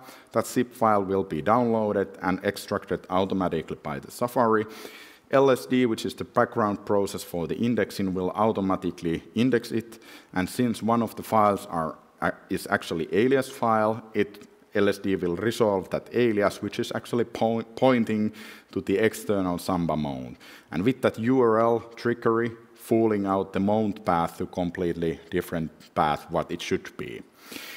The next phase will start the code execution and privilege escalation whenever the user launches the terminal, which can be considered as a normal usage of the machine. It's not the best demonstration, but since this is not the vulnerability part, that how I get the code execution in that sense, that there's nothing to fix from Apple related to that, this will do for this demonstration. The malicious configuration will be loaded when the terminal is launching, and that way I can get my scripts running on the system, and my image file will be mounted to the same place where the TCC database normally is, and TCCD process will be killed, and it will restart automatically and load the new TCC database with my nice and fine configuration. And then Mac OS is fully compromised. So this is already a rather old bug in the sense that this indeed happened during the COVID times, and I had a bit more time to spend quality times of some of the interesting leads what I got maybe beforehand also. So there was I had quite a long time idea related to this alias file. Actually, I think it was already like 5 or 6 years ago. I found an anomaly related that how the aliases actually work. During that time, I couldn't quickly figure out any ways to exploit it. So, but it was always like on my background in the sense that I need to get back to that topic at some point. And during that time, it was the time for getting back to that idea. So I report these issues to Apple at the late in 2020, and these were rather quickly fixed, or at least most of them were rather quickly fixed in 3 months or so, which is decent time from my previous experiences, also from other organizations. And they had some challenges to reproduce some of the trickeries related to the Samba mount, so we had a good discussion about it, and I actually made a virtual machine for them, which basically included web server and the Samba share, so it was like you can reproduce the full chain easily. Alias issue was silently fixed. Maybe it was not considered as a vulnerability. You can argue with that, but that's how it went. And it took over a year to get the security bounty related to this. So Apple has their own bug bounty program, which is, I think, in general, it's really good, and it's much better than it used to be with Apple. So in previous years, before this bug bounty program, when you reported some vulnerability, it might be that you didn't get credited or you didn't get any thanks, but the vulnerabilities were fixed. So compared to that, this is amazing, and they are really paying. There's many researchers on that field who have been doing the same kind of things, and after quite a while, Apple will actually go through all those and pay about those. And this is how it looks like when Apple nowadays, when they release the fixes. So if you check out the security logs, what they are showing, it looks like this. And this is also one of the things what they have done much better in recent years, because I feel that this is, although it's short description, but they are quite accurate what they are writing over there. So a couple of years ago, still, it was much more abstract in that sense. And this is another example related to the vulnerability what I was reporting. And this is, I think, this is once again good example that there was a bug collision related to this TCC exploit what I used. So there was other researchers in the same field who actually found the same thing. I happened to be the first one, but there has been also many similar kind of issues with the TCC. I think that is because there's a fundamental issue that the user The process which is checking the TCC is owned by the user, and as a user, from the Unix original permission point of view, you always should have access to manipulate the process which is running over there. So this is like take some while to get all the things fixed related to that, if that is possible at all. All right, so thank you. And if you have any questions, I'm over here and eager to answer to those. All right, so if there are questions, do raise a hand and the microphone will be passed to you. Let's talk quickly about the fix. Maybe you looked into how Apple did fix. You said the TCC had this permission that it was running, not the permission, but it was running as a user. Did they just change it to run it as a system service, or what did they fix there? Actually, nowadays the SIP is in my understanding, the SIP is protecting also the path that you cannot do the mounting. So the TCC, the process is still running as an user permissions, but they have had other issues related to the fact that the process is running with the user permissions, and they have done other mitigation. But it seems that they are doing more like picking all the forgotten pieces over there and fixing those. So no fundamental fix in that sense. So there might be more dragons related to that. But there's at the same time, there's multiple researchers who are actually doing research on that topic, and they have reported huge amounts of vulnerabilities related to that. And this is coming because of the fundamental challenge, how they have implemented the extra layer of security to the TCC. So would you say that the original way how to exploit this would be due to, and you mentioned, I think, this something that's old and heritage thing that's there for backwards compatibility. Is that because of that, or lack of security restrictions around that old system? Well, I would say that this is not the original, like a fundamental way how the security structure in the BSD family is actually designed. So they have added the extra layer of security, which is kind of add-on to the fundamentals of the operating system. So typically in those cases, you know that those security measures might be helping you in some sense, but they are not bulletproof. At the same time, the functionality that the TCC is providing is actually really great, because you can control the permissions quite nicely and fine-grained.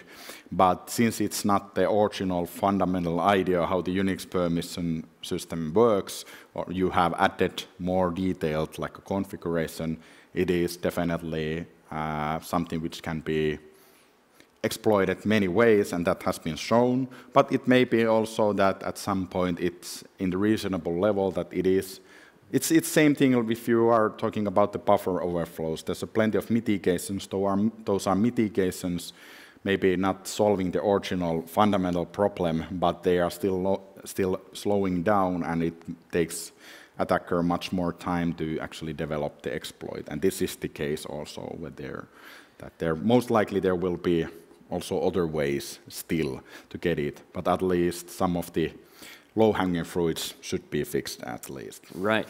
And you mentioned that this had been as a hunch for you, or your gut feeling has been there brewing up years before this, right? And those 2 years gave you this chance to look at this.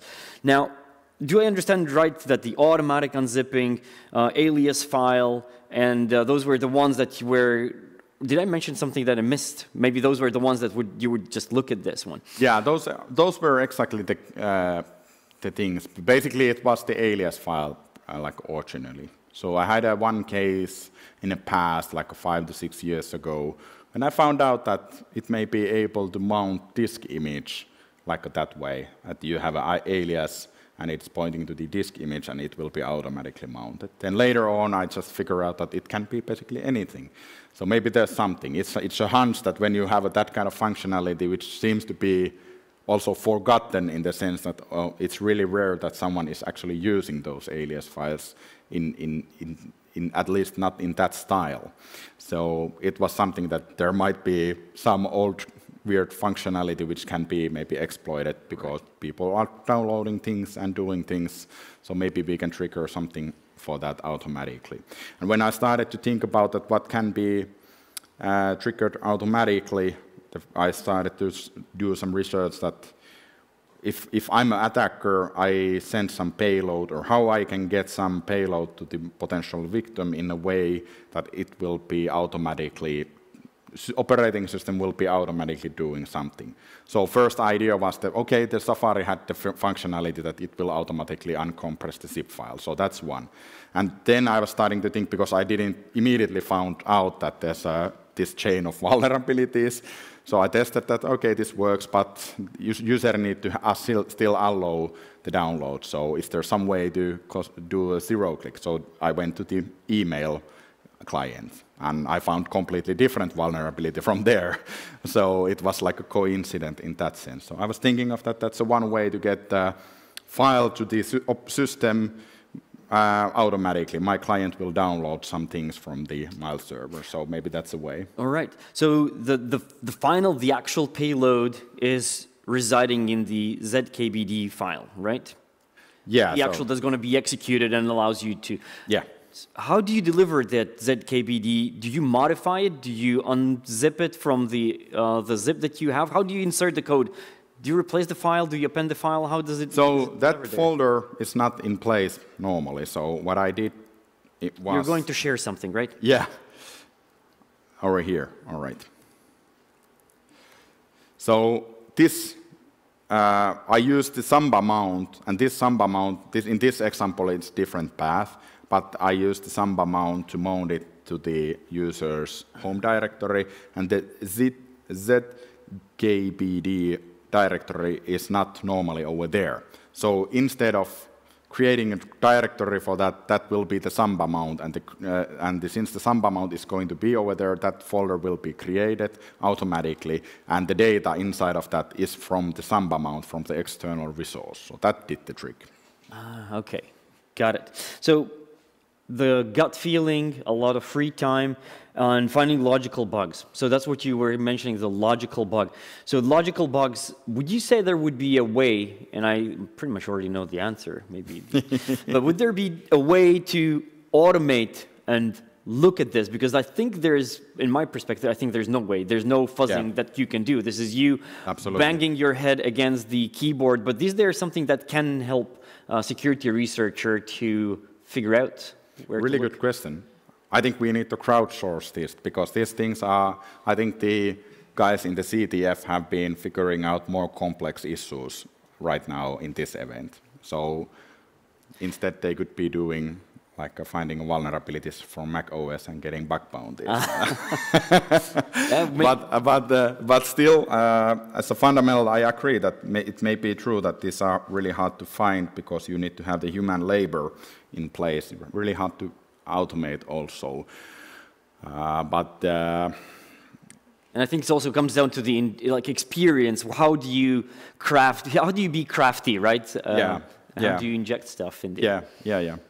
But at the same time, during this research, I felt that most of the old school Unix administrators would have found the same things if they have been looking to the same place what I was looking. So for me, it looks like there's no researchers in that field.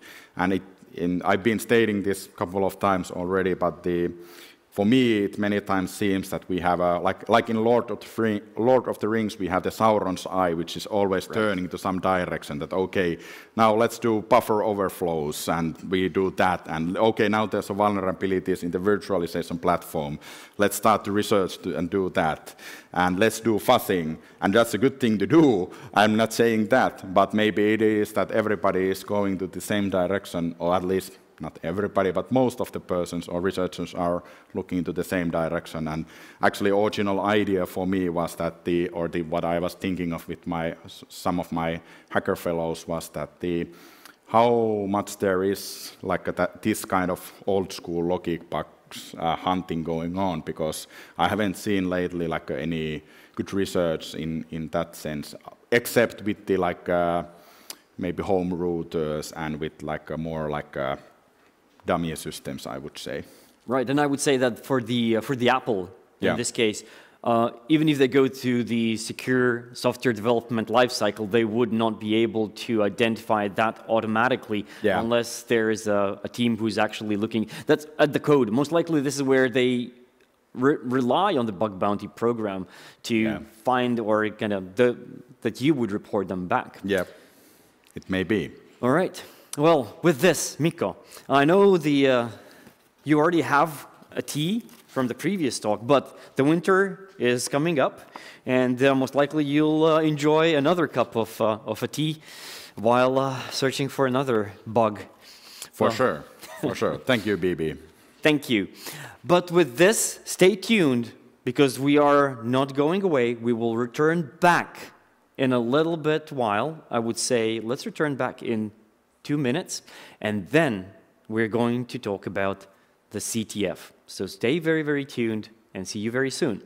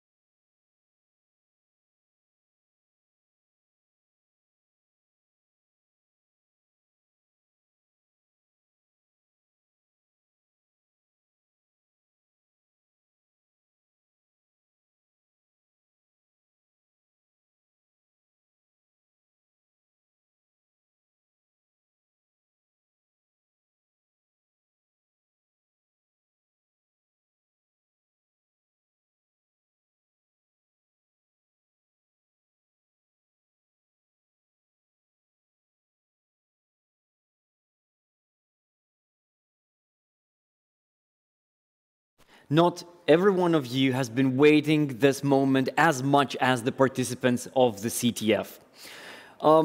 I haven't paid too much attention to what's going on in the CTF battlefield.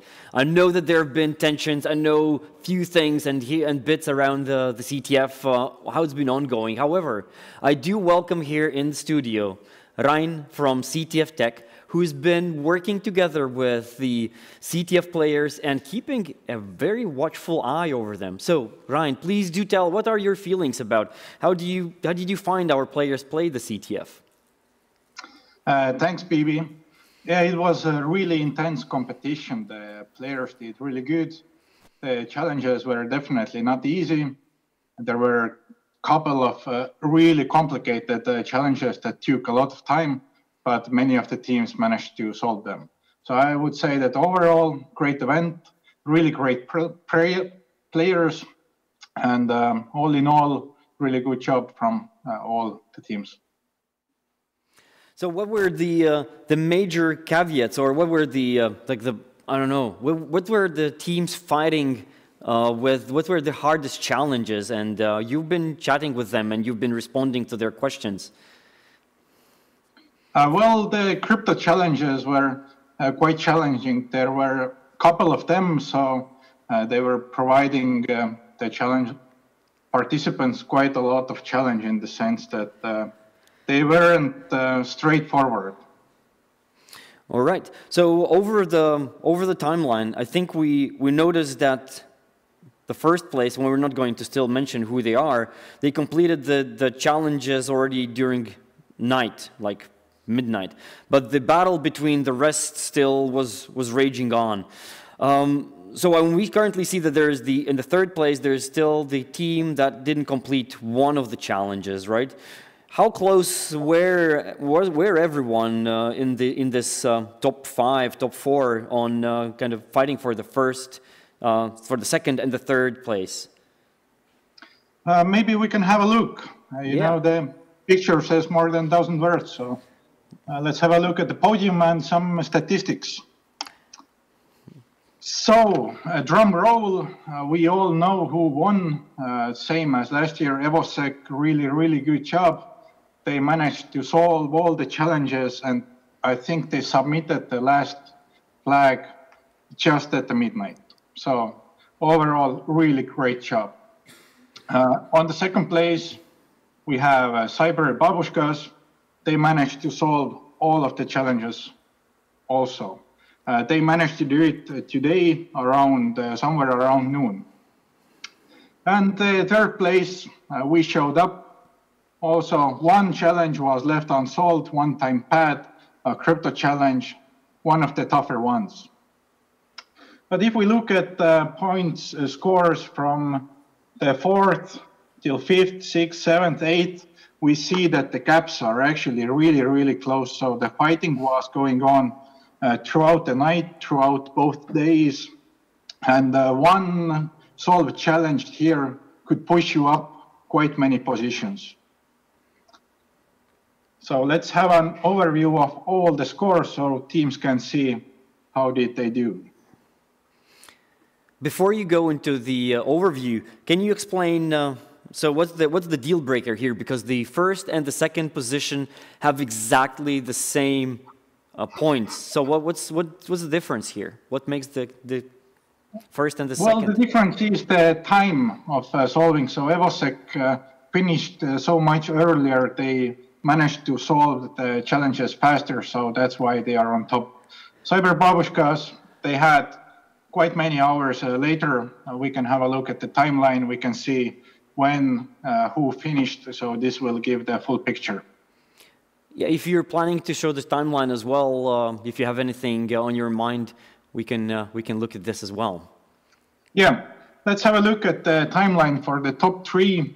We can see with this greenish color, we see Evosec. Then with the darker color, we showed up. And then with the purple, the Cyber Babushkas.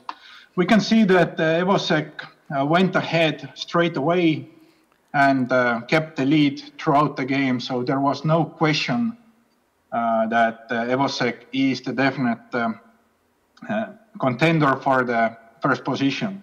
And I think all the other teams knew this as well. They tried to step on the toes, but apparently they didn't manage. I saw the strategy for top 3 players, teams, that they started from the simpler challenges, lower scoring challenges, solved those first and took the more complicated ones in the later phases, so the gaps from starting the challenge to solving them lengthened throughout the game. We can see fierce battle here between We Showed Up and also with Cyber Babushkas. One was ahead, then another, but in the end, Cyber Babushkas managed to pull ahead with one challenge. So that was quite great battle until the late afternoon today.